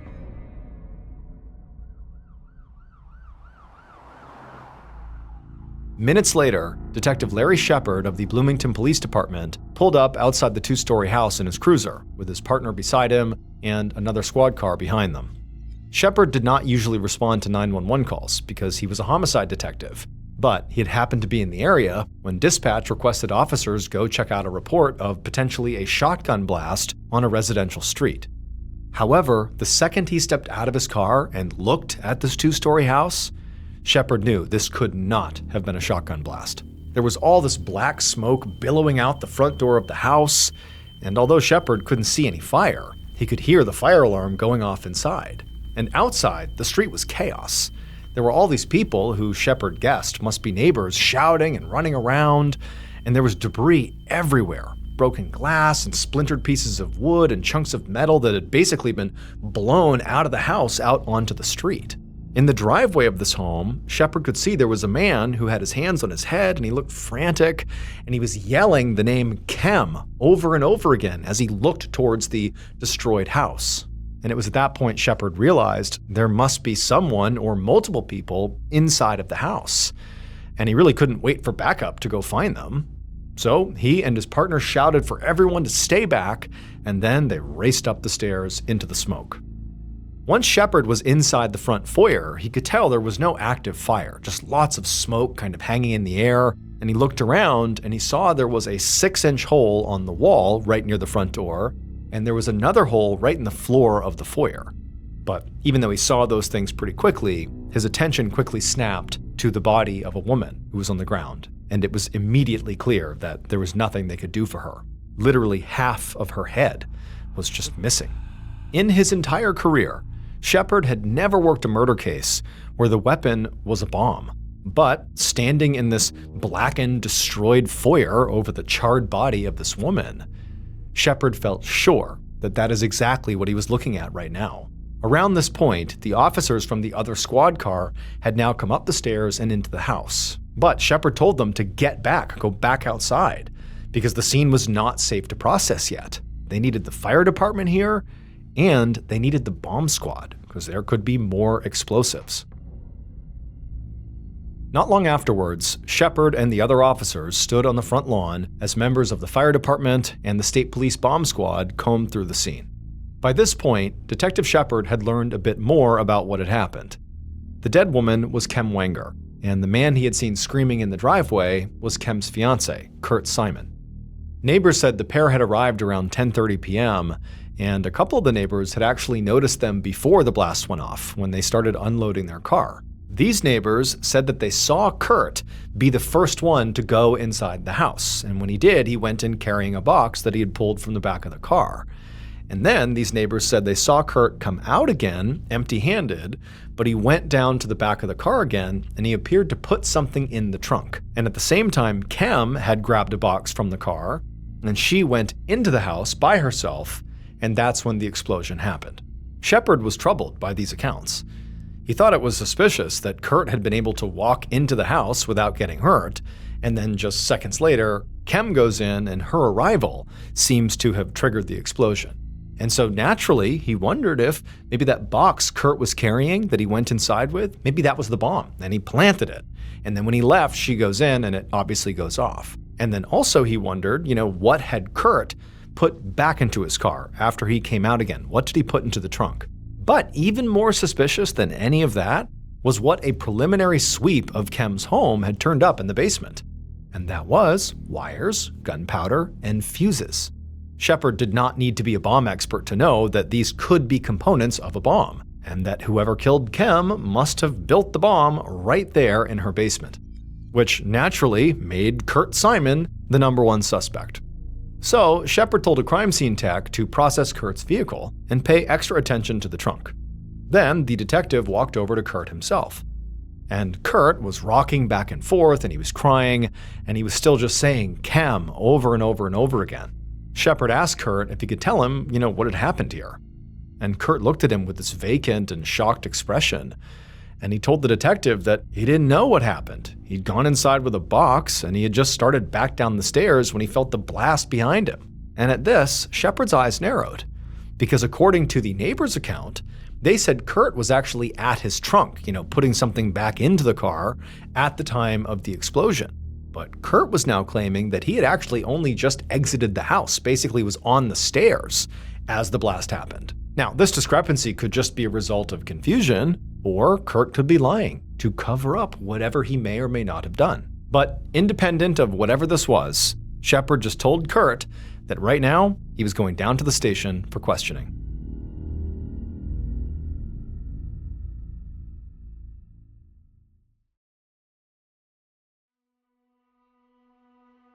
Several hours later, a little before dawn on Sunday, May 23, 1993, Detective Shepard walked out of the interrogation room in the Bloomington, Illinois police station, where he'd just spent more than an hour hammering Kurt Simon with questions about his murdered fiancée. And Kurt had been a pretty difficult interview. He had plenty of ideas about other people who might have killed Kem. He told Shepard that both the fathers of Kem's children, Dale Fosdick and Todd Wenger, fought with her all the time. And he said that Kem's estranged mom, Wilma Lewis, who everybody called Cricket, was, quote, every kind of evil. But Kurt had seemed to have no information to offer about what he had actually witnessed before the explosion. He had stuck to his story that he had not seen anything suspicious at all in the foyer, which Shepard found hard to believe. Kurt also had no explanation for why the bomb exploded on Kem and not on him, and he also denied knowing anything about the bomb-making materials that had been found in Kem's basement. Kurt also said he hadn't put anything back in his trunk around the time of the explosion, but he couldn't explain why the neighbors said he had.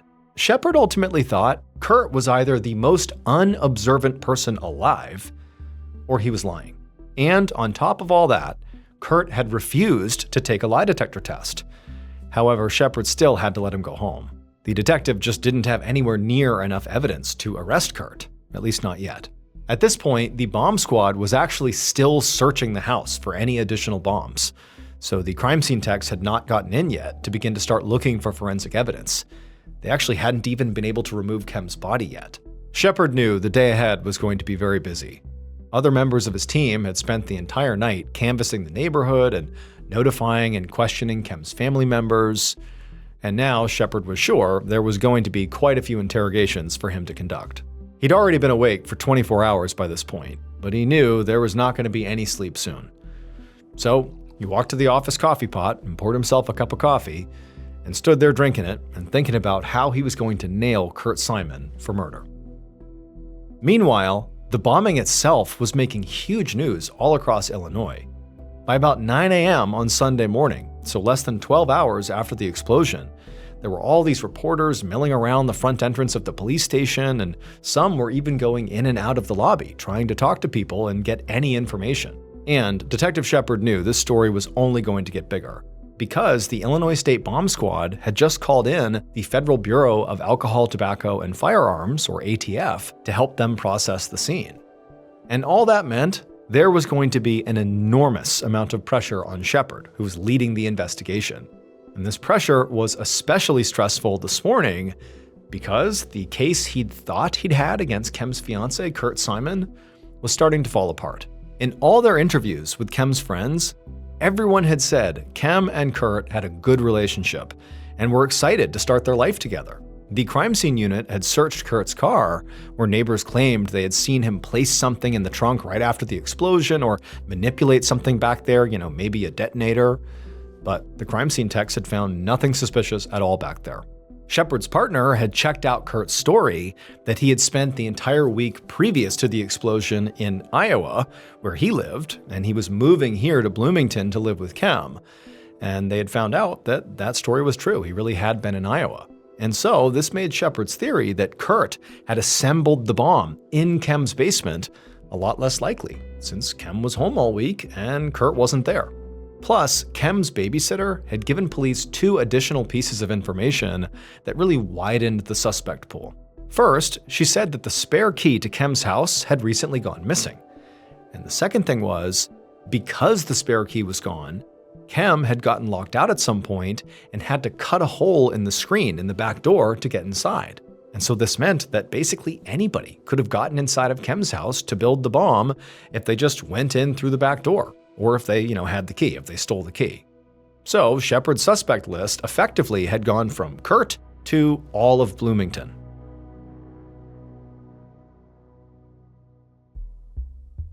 Just before lunchtime, Shepard walked into the station's interrogation room where Kem's ex-husband, Todd Wenger, was sitting waiting for him.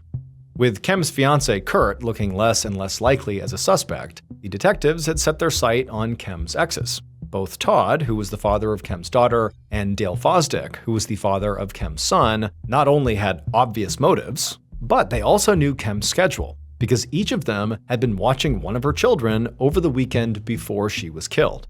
Shepard's partner had actually already spoken to Dale. Basically a couple of hours after the explosion, he had spoken to him, while Shepard himself had been busy questioning Kurt. And during that exchange, Dale had seemed shocked by Kem's death, and he'd made what seemed like a good faith effort to answer the detective's questions, although his son kept crying and interrupting them. Dale did admit to having some tension with Kem, but he also had an alibi. He'd been with family in the morning and doing yard work in full view of his neighbors in the afternoon and the evening.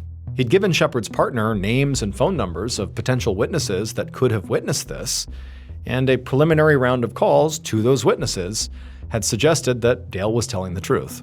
But the detectives were conducting all their interviews with very little information about the crime itself, because they didn't really know how the bomb that killed Kem actually worked. They weren't sure if the killer had to be, right nearby to detonate it, or if maybe it had been remote operated so the killer could be farther away, or maybe the bomb was just set to some kind of timer. Scientists at the ATF were trying to reconstruct the bomb from all the shrapnel, but until they did that, Shepard and his partner would not know exactly when the killer would have been at Kem's house. And none of the neighbors had reported seeing anything unusual around the time of the explosion that would help them narrow it down. So now, as Detective Shepard sat down across the interrogation table from Kem's ex-husband Todd Wenger, he started with some general questions about his relationship with Kem. And Todd seemed a little nervous because he kept wringing his hands while he spoke. He said that he and Kem did fight about child support costs, and he said he had been very frustrated with her because he didn't feel like she was always fair during their divorce. But he insisted that that did not mean he wanted to hurt her. He said their problems were common for most divorced couples. Shepard did not put much stock in that assertion because in his experience, divorce or breakup plus money was a very good motive to hurt somebody. So he asked Todd where he'd been all day on the night of the blast. And at this question, Todd definitely appeared to relax, and he launched into a very detailed explanation of all his movements. He said he'd been with his daughter and his new girlfriend, and both of them would definitely vouch for him, along with several people who had seen them during the day. By the time Shepard sent Todd home, he really wasn't sure which of the exes, Todd or Dale, he thought was a better candidate for his killer. Both had clearly been fighting with Kem or had real tension with Kem, but both had alibi witnesses. So, Kem's fiancé Kurt might have had the opportunity to plant the bomb if it was set shortly before the explosion, but he had no clear motive. As for Todd and Dale, they seemed to have plenty of motive, but no real opportunity. And so Shepard decided his next move should be to talk again to Kem's family. Maybe they would be able to help him sort out his flawed suspect list.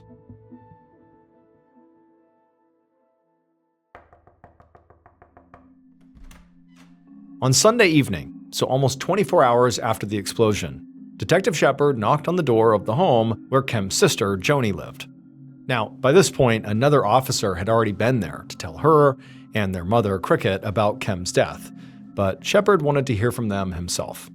Now, Shepard had been told that Kem and her mother were estranged, but even though he went in with some idea that this interaction could be odd, Shepard was still really caught off guard by the way Cricket was acting. It was like way over the top.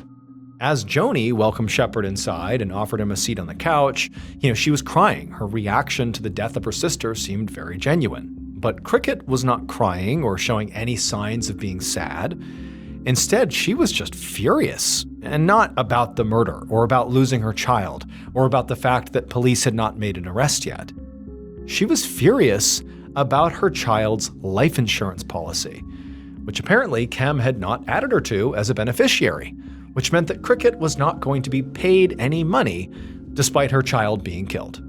As Shepard seeing this, he thought about how Kurt had insisted in his interrogation that Cricket was a horrible person, that she was evil. Now, at the time, Shepard had not really taken that seriously because he figured Kurt was trying to throw suspicion off of himself, and lots of people don't like their mother-in-laws. But now he was reconsidering. He felt like he was witnessing someone who could be just as bad as they were described to be. And then, when Shepard actually asked Cricket about her relationship with her now deceased daughter, Cricket went off, but not about her relationship really with Kem, but more about Kurt and how Kurt had ruined Kem's life. She said Kurt was a terrible partner for Kem and that he had destroyed the best relationship she ever had, which Cricket said was with Dale Fosdick, the father of Kem's son. She also said that Kurt had destroyed her, Cricket's relationship with Kem too. She said that she and her daughter used to talk every day, but once Kurt was in the picture, she had been forbidden to call the house at all. Now, to Shepard, Cricket seemed completely scattered, bouncing from one subject to another and just mad about everything. But he started to wonder if what he was witnessing here was not just pure selfishness and being a terrible person, but instead could be some kind of very complicated grief or maybe even guilt, or grief and guilt combined. But one thing was definitely true, which was Cricket really seemed to hate Kurt as much as Kurt seemed to hate her. and Shepard just wasn't sure which one of them was in the right. But it was around this point in the conversation that Kem's sister, Joni, cut in, and she offered up a potential suspect idea of her own. She said that Kem had recently left a job where a colleague, a man named Phil Hartman, had sexually harassed her. Following this, Kem had actually gotten a settlement out of it, and apparently Phil had made threats afterwards, including a promise to get her for this. And so Joni said it was Phil who the police really should be investigating for this murder. When Shepard finally left the house, his head was spinning. He'd gone to Cricket and Joni, hoping for clarity, sorting out his 3 suspects. But he'd come away with less clarity and now 5 suspects. Kem's fiancé Kurt, her exes Dale Fosdick and Todd Wenger, her co-worker Phil Hartman, and frankly, Cricket herself.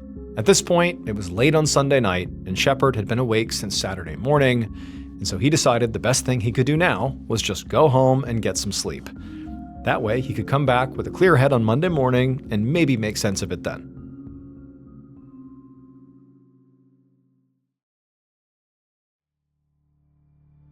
On the afternoon of Monday, May 24th, so almost 2 days after the bombing that killed Kem Wenger, Detective Larry Shepard walked through the front door of Kem's house, feeling cautiously optimistic. On the night the bomb went off, the police had to evacuate so the State Bomb Squad and the ATF could make sure there were no additional explosives. But finally, the night before, the scene had officially been cleared, which meant Shepard could now enter the house and actually look around for himself. Inside the house, he could see that the foyer was still in complete disarray, although Kem's body by this point had been removed and autopsied. There were also now all these little flags and markers all over the place, pointing out how she'd been positioned on the floor and where various bomb fragments and other evidence had been collected. And also now, because the feds had completed a preliminary assessment of the bomb, Shepard could actually imagine how the bombing went down. There was a 6-inch hole in the foyer floor, and Shepard now knew that that was where the bomb had been placed, right there on the ground, probably concealed in some kind of a small box or package. From the autopsy, which had shown distinct damage to Kem's right hand, Shepard knew that what likely happened was that she had spotted the package and picked it up with her right hand, which then triggered the explosion.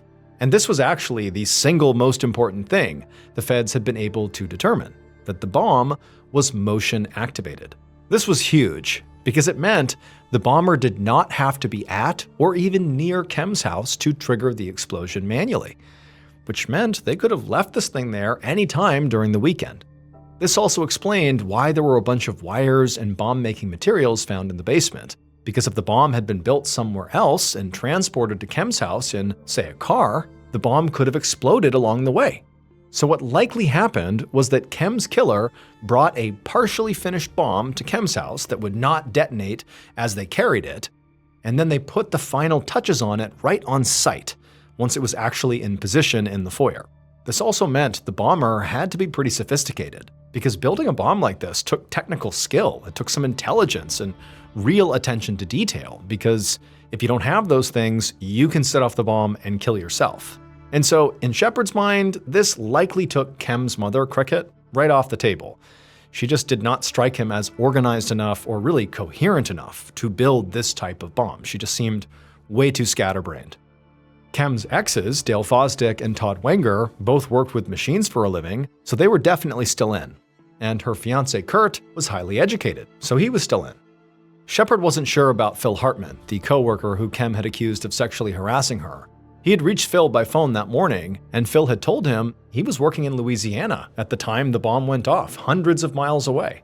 But Shepard knew just being physically far away from the bomb when it went off was not a perfect alibi, because it was motion activated. You could place it and then travel and be far away. But at the same time, Louisiana was really far away, and Phil really didn't seem to have any technical background that Shepard had found, so Phil was still in, but less so. As Shepard stood there in the blackened, destroyed foyer, looking at the partially burned pages of Modern Bride magazines that had been blown all over the room, he thought about the fact that whoever had done this had to have been very comfortable in Kem's house. They had gotten inside the house at some point, and then clearly spent time in the basement tinkering with the bomb. Then they came up and they're in the foyer setting the bomb up. I mean, that's someone who's pretty confident they're not gonna get caught doing all this inside the house. That's That's serious boldness. And so Shepard was starting to feel pretty confident that whoever had done this was either family to Kem or as close to her as family. Shepard left Kem's house thinking about how he might search both Dale and Todd's places of work to see if any of the machinery they used shared parts with the bomb. But as he stepped off the final step onto the sidewalk, he heard a voice call out behind him, and he turned to see a Bloomington police officer jogging over towards him. The bombing had created real panic, not just in Bloomington, but across Illinois. People were now terrified that there was going to be a bomb that would show up on their front porch. They would see a package they didn't recognize, and they would call the police with fears that that could be an explosive. I mean, it was like this paranoia had swept the state. And so in response to that, specifically in Bloomington, the police had a much stronger presence out on the street. And Shepard had also asked officers to recanvass Kem's neighborhood to question the neighbors again, now that they knew more about the bomb itself. Specifically, that the bomb was motion activated, which meant the bomber did not need to be there basically right before it went off. They were in the house. They were building the bomb days before. They planted the bomb in advance of the bombing, so there was a bigger window of time that they were wondering who was at Kem's house, who was acting suspicious near Kem's house in the days leading up to the bombing. Those were the questions they had for the neighbors. And so this officer that was running over to Shepard, that's what they had been doing, recanvassing the neighborhood. And when he reached Shepard, he told him he'd found something. Shepard eagerly followed the officer over to one of Kem's neighbors' houses, and there he saw a little girl, maybe 10 or 11 years old, standing nervously next to her father.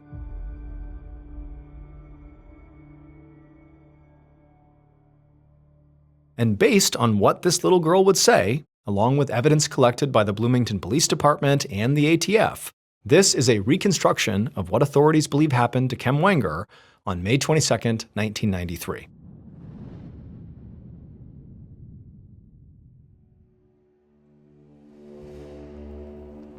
At around 10:30 that morning, the killer pulled up in their car outside of Kem's house. They picked up a bag that was sitting on their passenger seat, which contained a partially completed pipe bomb and some tools. With this in hand, they got out of the car, and they walked up to the front door, and they pulled a key from their pocket. This was the same key they had stolen from under the doormat a few months earlier. They used the key to unlock the front door, and they let themselves inside. The killer then walked down to the basement, where they took all the various items from the bag and placed them on the counter, and they got to work. The killer was not worried about getting caught. They knew this neighborhood very well, and everybody in this neighborhood knew them, and they would not find it suspicious at all to see them there. Plus, they knew they would have an alibi for the time period when the bomb actually would go off. Once the bomb was mostly assembled, the killer gathered up most of their things. They left behind some random supplies in the basement, but figured it didn't really matter since the explosion would take care of everything. Feeling very confident in their workmanship so far, the killer walked back upstairs and placed the nearly completed bomb on the floor in the foyer. And then, as they completed the final steps, they could feel sweat beating on their forehead, because if they did anything wrong, the bomb would go off. But the killer got it all done, and they stood up very slowly and carefully and walked back out through the front door. But before they could get in their car and drive away, they saw one of the neighborhood girls playing in the yard next door. And the girl looked at them and waved and said hello. And the killer, who felt like they belonged there and no one will remember me, they waved back. Well, the little girl remembered that interaction, and she would tell Detective Shepard who she saw leaving Kem's house. It was none other than Kem's ex-boyfriend and the father of her son, Dale Fosdick. Dale was very upset that Kem had broken up with him and was now seeing Kurt. He had also heard from Cricket, who he was still very close with, that Kurt had talked about adopting his own son, and this enraged him. He couldn't stand the idea that his own boy might grow up calling another man dad. So he used the electronic skills and the tools he'd acquired from his hobby of building model airplanes to build a pipe bomb. And so ultimately, Dale was caught because of his entitlement to feel like he could just stroll into Kem's house anytime he wanted. Because he did that all the time, despite her saying not to, he became a familiar face in the neighborhood. And that's why that little girl remembered him. After months of forensic work that tied Dale even more closely to the bomb, he was finally arrested and found guilty of first-degree murder and sentenced to 61 years in prison. But he would only serve 14 of those years because in 2010, while still behind bars, Dale died of a sudden illness.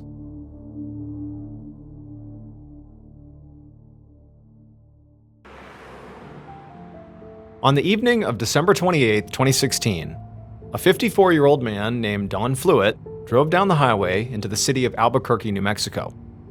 Beside him was his 11-year-old daughter, Sienna, who had fallen asleep in the passenger seat. They'd been driving for nearly 12 hours, all the way from Don's mother's home in California, where they'd just spent Christmas. But the holiday had not really been a happy one, because a few weeks earlier, Don's sister, Janice, had died of breast cancer. And Janice was really one of the only true close family members Don had left. His dad and his other sister were both already dead, and his younger brother Dennis wasn't talking to him after a big argument the year before. So, as soon as Don had gotten the news that Janice had unfortunately passed away, he'd immediately negotiated with his ex-wife to take their daughter, Sienna, and go see his mom. He wished they could have stayed longer, but he had to get back to work. Don had a job at an agency that served the developmentally disabled, and there was a big meeting coming up that he just couldn't miss. Just then, Don slammed on his brakes. Traffic ahead was piling up, and the car in front of him had slowed down to an abrupt stop. Don felt a surge of anger rise in his chest, and he laid on his horn. He was about to roll down the window so he could scream at the driver in front of him, but then he saw Sienna open her eyes in alarm in the seat next to him, and he stopped himself. Don took a deep breath and reminded himself that it was just traffic and it wasn't worth getting angry about. Don used to have kind of a temper when it came to driving, but in recent years, he'd been working hard to control it so he could set a good example for his daughter.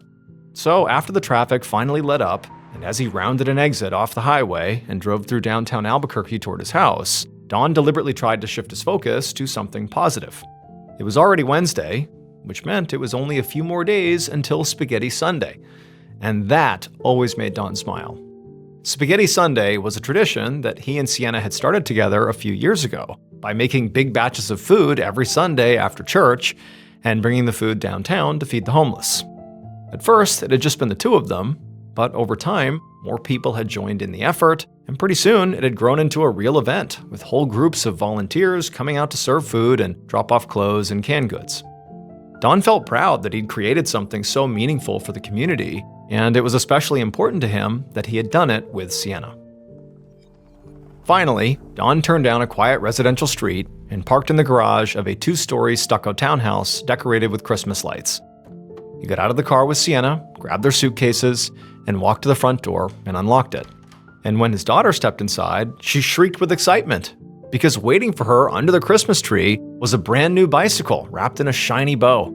She turned around and asked her dad if she could give the bike a spin around the block right now. Don wanted to say yes, but it was already dark out and this was supposed to be a quick stop at his house, and when he looked at the clock, he saw that it was almost 7. He'd already had Sienna for most of December, including the whole holiday, and he had to get her back to her mother's house soon. Don and his ex-wife, Christine White, had a pretty civil relationship, but he knew she would be annoyed if he asked for more time. So Don told Sienna the bike would have to wait, but for now, just go grab whatever she needed from her room, and then they would leave. As Sienna ran off, Don noticed something strange. He hadn't seen his golden retriever, Buddy, who usually rushed out to greet him whenever he came home. So Don walked through the living room and down the hall, calling out Buddy's name, and finally found the dog cowering in the bedroom. Don extended his hand, and Buddy skittishly came forward to sniff it. And Don was a little unnerved by this. Buddy usually did not act scared of him. But then again, Don didn't usually leave for weeks at a time either, so he just told himself that, maybe this was just separation anxiety. So he gave Buddy a pat on the head, filled his bowl with kibble, and then grabbed his keys for the short drive to his ex-wife Christine's house. Don drove to Christine's very slowly, trying to enjoy every last bit of his time with Sienna. Don treasured the time he had with his daughter, because the mistakes he'd made when he was younger had almost gotten her taken away from him. These days, Don lived a squeaky clean life and went to church every Sunday, but it was not always that way. He had partied a lot when he was younger, and when Sienna was a toddler, he'd gotten fired from his dream job as a firefighter for failing a drug test. And then after he'd lost his job, his then wife, Christine, had to shoulder most of the family's bills. And after a few months, the strain on the marriage was just too much. Christine filed for divorce, which was crushing for Don, but even worse was the possibility of losing Sienna. Don actually already had 2 kids from a previous marriage, and after that divorce, his first wife had gotten sole custody of those kids and moved them all to Oklahoma, so Don had barely seen them for most of their childhoods. He was determined not to make that same mistake with Sienna. So he'd gone to court to fight Christine and her new husband, Terry White, for shared custody. The court battle had gotten a little contentious, but it was worth it, and Don made the most of every moment he got to spend with Sienna. He'd braid her hair before school and make costumes for her school plays, and on the nights when she was at her mom's house, he always called her before bed to say goodnight. Now, Don pulled into Christine and Terry's driveway, and Christine came outside and stood by the front door with her arms crossed. She motioned to her watch, clearly annoyed that Don was late. Don got out of the car and sort of apologized and told her it had been a really long drive from California, and they'd only stopped a few times for gas and bathroom breaks, and they'd hit some traffic. That was why they were late. Christine sighed and said it was okay. She asked about the trip, and Don told her it went well. They had a great Christmas despite the, sadness over his sister's death, and it had been very meaningful just to be together. Before Sienna ran inside the house, Don pulled her in for a big hug and kiss, and then he promised to call her before bed as usual. And when he saw her again that weekend, they'd have plenty of time to test drive that new bike. When Don pulled back into his garage 10 minutes later, he noticed that the trash can at the end of his driveway was lying overturned on its side. So he parked his truck, walked down to the curb, and flipped it upright. Then he walked back up the driveway, pressed a button to close the garage door, and unlocked the door to his townhouse. And while he was taking off his shoes and jacket, he could have sworn he heard the garage door stop closing and roll back up again, as if something had maybe tripped the sensor. He stopped to listen, and now what he heard was the sound of the door actually closing again and actually hitting the ground with a soft thud. He shook his head and decided he must be imagining things. Don dragged his suitcase into the bedroom and began to unpack. All he wanted to do was just relax and not really think about anything. But when he carried his toiletries into his bathroom to put them away, he saw a small hole in the ceiling and let out a frustrated sigh. Don had been hounding his landlord about patching that hole for months, and he'd been hoping it would have been done by the time he got home. So he made a mental note to give the landlord yet another call about it in the morning.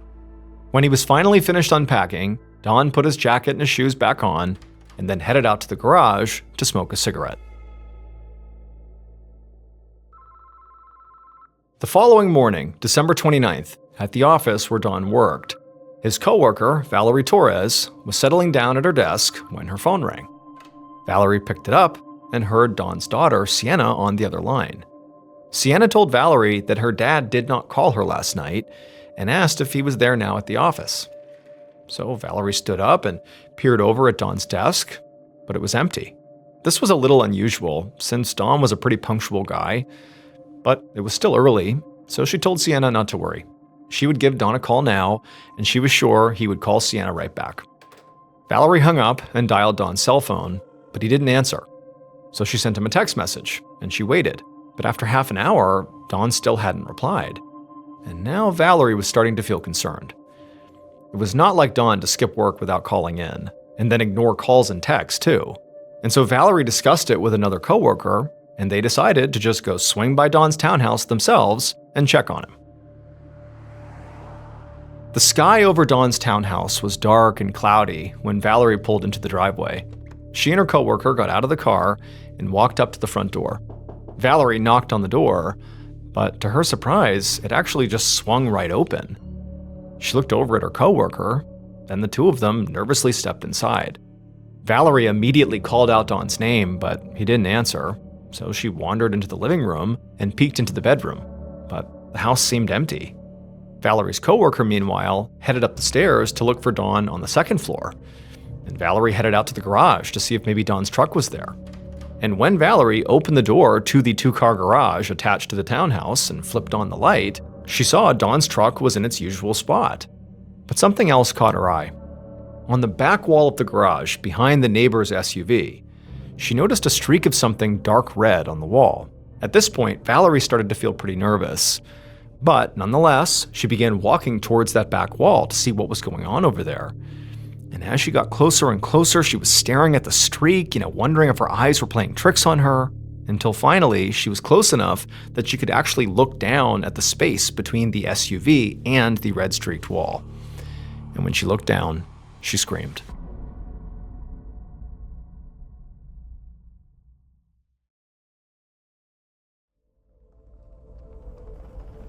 A little before noon on that same day, Albuquerque police detective Matthew Kaplan pulled up in front of a 2-story stucco townhouse secured with yellow crime scene tape and swarming with police officers. 2 women wearing business clothes were sitting on the curb, and both of their faces were stained with tears and smeared makeup. All Detective Kaplan knew was that a man had been found dead in a garage attached to this townhouse, and now he, Detective Kaplan, was heading up the investigation. So he got out of his car and walked up to the open front door, and a policeman standing in the entryway filled him in on a few more details. The victim had been identified as Don Fluitt. The 2 women outside were his coworkers, who had come here to check on him when he hadn't shown up for work that morning. There were no signs of forced entry, and the women said the front door was open when they arrived. Kaplan stepped inside the townhouse into the living room, and right away he saw a brand new bicycle sitting under a Christmas tree. Then he did a slow loop through the first and second floors and noted there was a cell phone on the couch and a wallet on the kitchen counter. It didn't really look like anything had been rifled through. The drawers in the house were not hanging open, and the house generally was neat and orderly. And so on first glance, this did not appear to Kaplan like a robbery. Back on the first floor, Kaplan headed into the garage, where crime scene techs were busy photographing the scene and collecting forensic samples. Kaplan knelt down next to Don's body, which was laying face up between an SUV and the back wall. Don's throat was cut with a gaping wound that ran from one side of his neck to the other, and there were smaller cuts and scrapes near his eye, his ear, and on his hand, as if he had tried to fight back. There were also signs of blunt force trauma, as if he had been hit by an object like a baseball bat or maybe just a fist. And when Kaplan looked closely, he saw burst capillaries on Don's eyes and eyelids, which he knew were commonly a sign of strangulation. This killing was unusually violent and gruesome, which Kaplan knew meant this was likely personal. Kaplan stood up to examine the blood that was spattered on the walls and refrigerator above Don's body, and the bloody handprints on the side of Don's truck. There was no blood on the floor around Don. However, it sort of appeared like somebody had recently mopped and maybe tried to clean up the blood afterwards. That's when Kaplan noticed an empty bottle of bleach on top of the washer nearby. So he walked over, he opened up the washer, and sure enough, he found piles of wet towels inside that actually still smelled like bleach. Just then, a crime scene tech came over carrying luminol spray, which is a chemical used by law enforcement to detect blood. And so Kaplan stepped back so he could spray the area, and then Kaplan followed him around as he made his way through the house. The luminol spray did pick up traces of blood on the kitchen floor and the sink too, and Kaplan figured the suspect had tried to clean up the crime scene in the garage and then wash their hands or the murder weapon in the kitchen before leaving. But it is much harder to scrub a murder scene than people realize, and so as Kaplan left the house, he was feeling fairly hopeful that the crime scene techs would eventually recover some of the killer's DNA. Kaplan stepped through the front door just as a car pulled up and parked at the end of the driveway. A man got out of the car and pushed past the crime scene tape, and immediately Kaplan put his hands up to stop him. This man looked totally flustered, and he introduced himself as Benny Ruiz, the landlord, and asked what the police were doing on his property. When Kaplan told Benny that his tenant, Don Fluitt, had been murdered, Benny gasped, then started talking a mile a minute. He said Don was a devoted father and a religious man who would open up his home to anyone and that nobody would want to kill him. But then Benny paused and made a face like something was just occurring to him. And he said that actually, there was one lead he could think of. He told Kaplan that Don did charity work with the homeless, and he said it was possible that somebody from the street could have maybe broken into Don's house and killed him. After Kaplan finished talking to Benny, he sent him on his way, and then he just stood on Don's driveway, thinking about what Benny had said. Based on the extreme violence of the murder, and the fact that nothing appeared to be stolen, he doubted very much that this had just been a break-in by a random homeless person. He thought it was much more likely that Don's killer was someone Don knew, and maybe even someone who had a key, based on the fact that there was no evidence of forced entry. And since Don was a big and muscular guy, and it was clear he had fought back with his attacker, Kaplan figured he was probably looking for a strong, potentially big male suspect. The question was, who would want to kill Don Fluitt? From what the landlord and the two co-workers who had called 911 had said, Don seemed to be a really stand-up guy. If he had any dark secrets, they were very well hidden. The next day, December 30th, Detective Kaplan went to the house of Don's ex-wife, Christine White, and her husband, Terry White. Kaplan had spoken to Christine the day before just to break the news about her ex-husband's death, and also to see what she might know about the murder.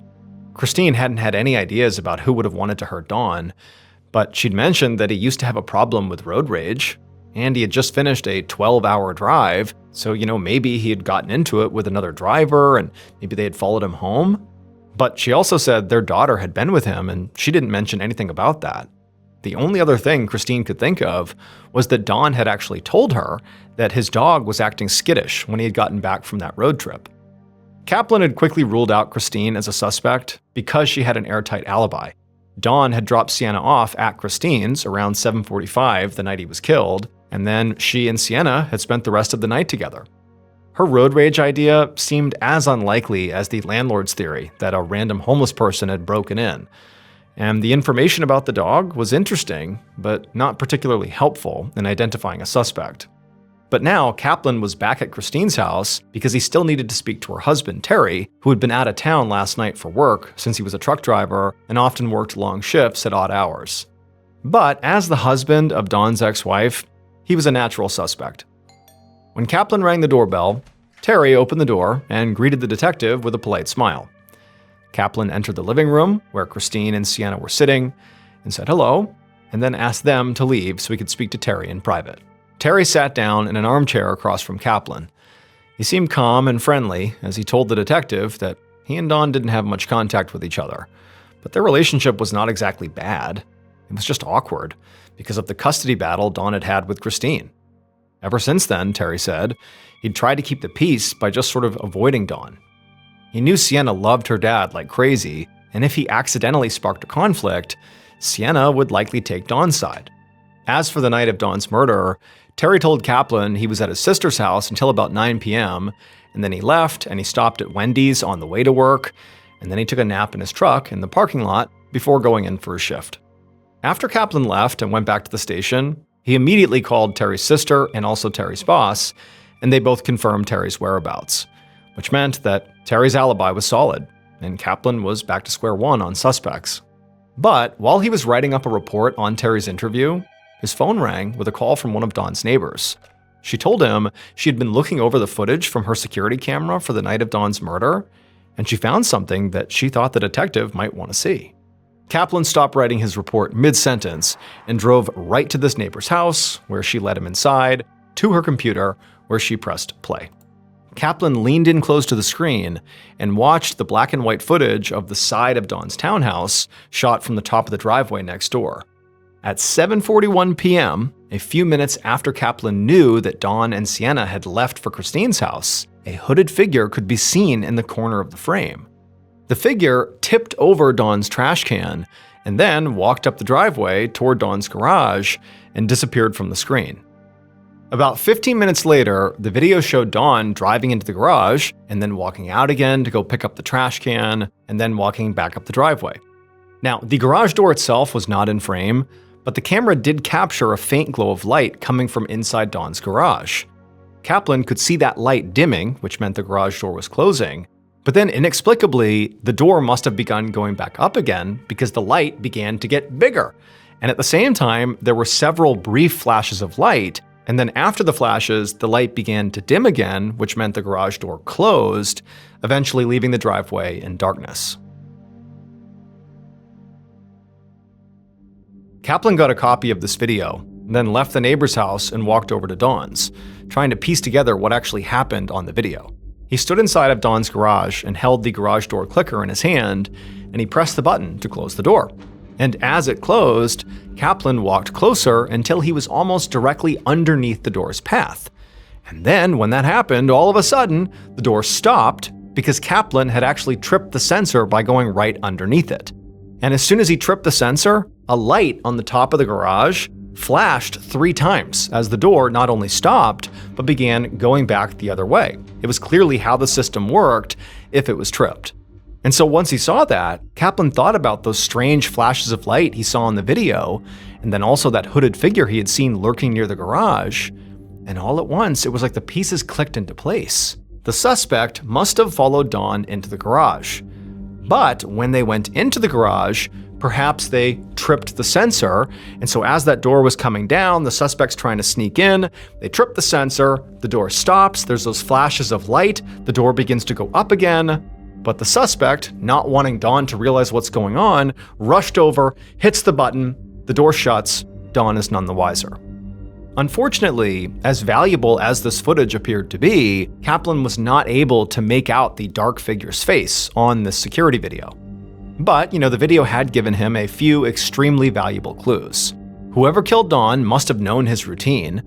They also must have known when he would leave to take Sienna to her mother's house, and when he would likely come back home. And they also must have known that Don was the type of person who, when he pulled into his driveway and saw that overturned trash can, that he wouldn't just let it sit there. He would deal with it that night. He would go down there and he would turn it upright. And when Don was doing that, that would give the killer an opportunity to sneak into the garage. And all of this meant that the suspect didn't just know Don. They had to have known him very well. Detective Kaplan spent weeks speaking to everyone who knew Don, from coworkers to friends to his entire family, including his first wife and the 2 kids he shared with her, Tiffany and Josh, who had gone to live in Oklahoma with their mom after the divorce. When Kaplan reached the kids, who were now young adults, they said they had mostly stayed on good terms with their dad. However, they said that wasn't true of some of the other members of their family. They told Kaplan the person he should be investigating was Don's own brother, Dennis. They said that Don and Dennis had had a falling out about a year earlier, but somehow, after Don's death, Dennis had gotten the keys to Don's townhouse, and he'd been out there boxing things up and basically taking control over everything ever since. Now, Dennis was apparently telling the family that he was just trying to help, but Tiffany and Josh, they weren't sure they believed that.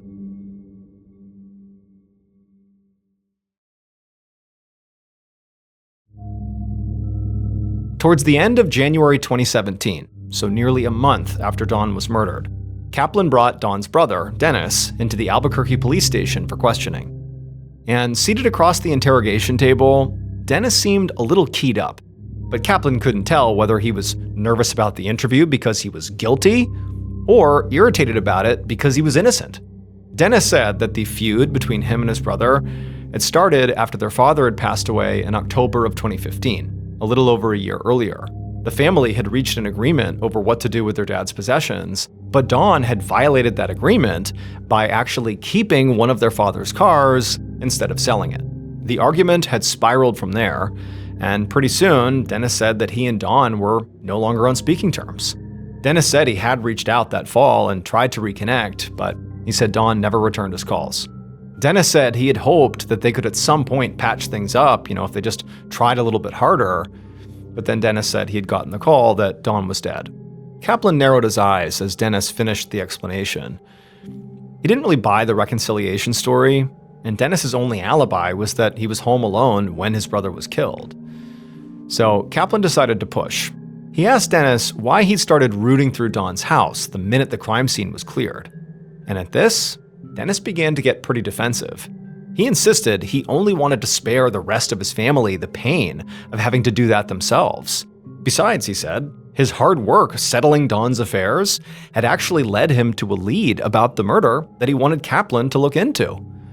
And that was that just a few days after the murder, he'd walked into Don's house and found the landlord, Benny Ruiz, standing inside with no good explanation for what he was doing there. Dennis said he had heard from Don's neighbors that Don and this landlord had been going back and forth over some hole that the landlord was supposed to repair but hadn't yet. And Dennis just thought it was extremely odd that Benny would just walk into a crime scene even if he did technically own the place. Kaplan sat back in his chair, remembering Benny Ruiz coming to the house on the day Don's body was found. Benny had been very quick to suggest, without any evidence, that maybe a homeless person could have broken in and murdered Don.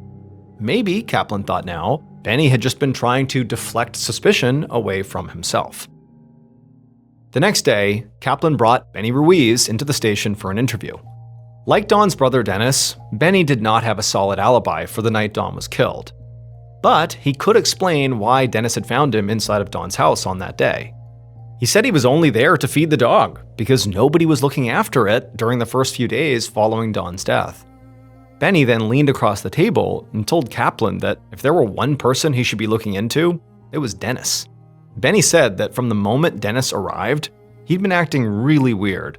Benny said he owned another townhouse a few blocks away from Don's, and Dennis had apparently asked if he could rent it so he could move some of Don's stuff into it and set it up as a new home for Sienna. Benny had found this strange, and when he ran a background check on Dennis, he discovered he had a criminal record for assault and disorderly conduct, so he had told him no. Now, Kaplan already knew about the criminal record because he had run Dennis's name before bringing him in for questioning. But now, listening to this account from the landlord, he wondered why, after a year of estrangement, Dennis was suddenly so interested in his brother's life. But as the weeks passed, Kaplan just couldn't make a case against Dennis. In fact, he couldn't make a case against anybody. Neither Dennis nor Benny had alibis that could prove they weren't the killer, but there was also nothing that proved either of them were. The portrait of Don, as a loving father and a man of faith who had reformed himself after some mistakes in his youth, appeared to be completely accurate. Don's most recent ex-wife, Christine, had fought with Don, over custody, but that battle seemed to have cooled off, and both she and her new husband Terry had alibis. Don also didn't appear to have any girlfriends he could have been fighting with. And so there just didn't seem to be anybody who truly wanted Don dead. In February, so about 6 weeks after the murder, the local newspaper ran a front-page article saying the police had no suspects and no evidence. And when Kaplan read it, he had to admit that it was more or less the truth. The breakthrough that Kaplan desperately needed wouldn't come until March of 2017, so 12 weeks into the investigation. On that day, he got a call from the forensics lab, and they told him a key piece of evidence had just come in. And the person who had made this critical piece of evidence possible was Don Fluitt himself. Based on forensic evidence, interviews, and the police investigation, here's what police believe happened to Don Fluitt on the night of December 28, 2016.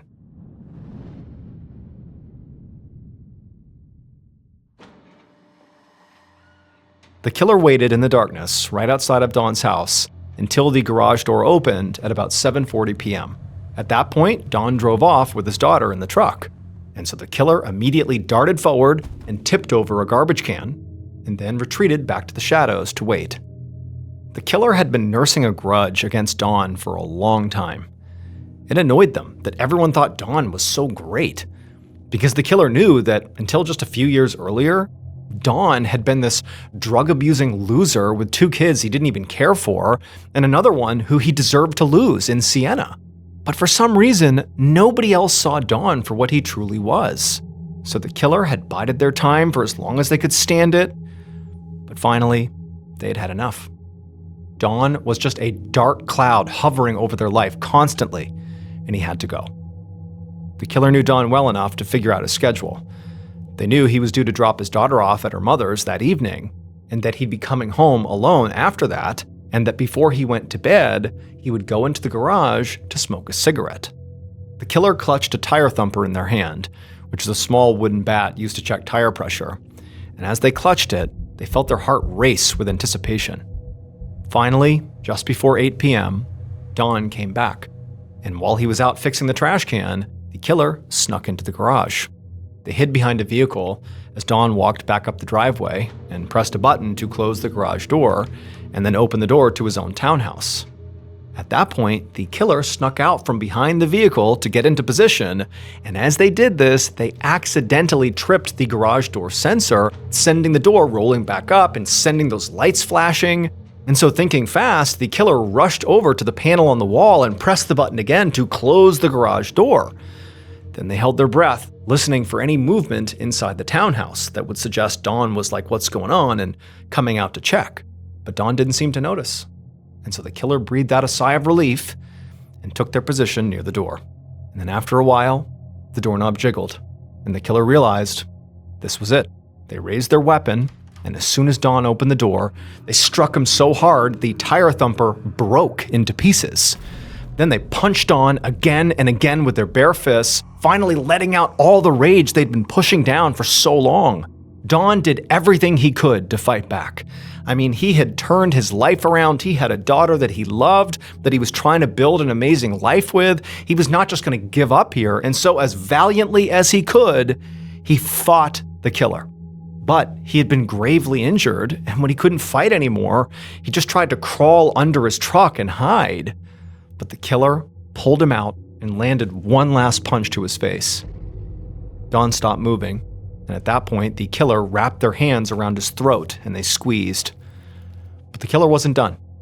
To make sure Don was dead, they also went into Don's apartment, grabbed a knife from the kitchen, came back into the garage, knelt down, and ruthlessly slit Don's throat. Blood ran out of the wound and poured onto the concrete. The killer found some bleach inside and tried to clean up the mess as best as they could, but they left behind one crucial piece of evidence. Don was not able to save his own life, but by aggressively fighting back, he'd given investigators a clue that would solve his murder, and also ensure that in his absence, his daughter Sienna would grow up in a safe and secure home. Because the key piece of forensic evidence that was left behind that solved the case was DNA found under Don's fingernails that belonged to none other than Sienna's own stepfather, Terry White. It would turn out that Terry's story to the cops about being at his sister's until 9 p.m. was a lie. And so, on April 3rd, 2017, just over 3 months after Don's murder, Terry White was arrested and charged with murder. After his arrest, Terry cast blame on his wife, Christine, saying she was the one who put him up to it so they could have Sienna to themselves. And so Christine was also arrested and charged with murder, but the charges against her were dropped due to a lack of evidence. Terry, however, was convicted in August of 2018 of first-degree murder, aggravated burglary, and tampering with evidence. He was sentenced to life in prison plus 12 years.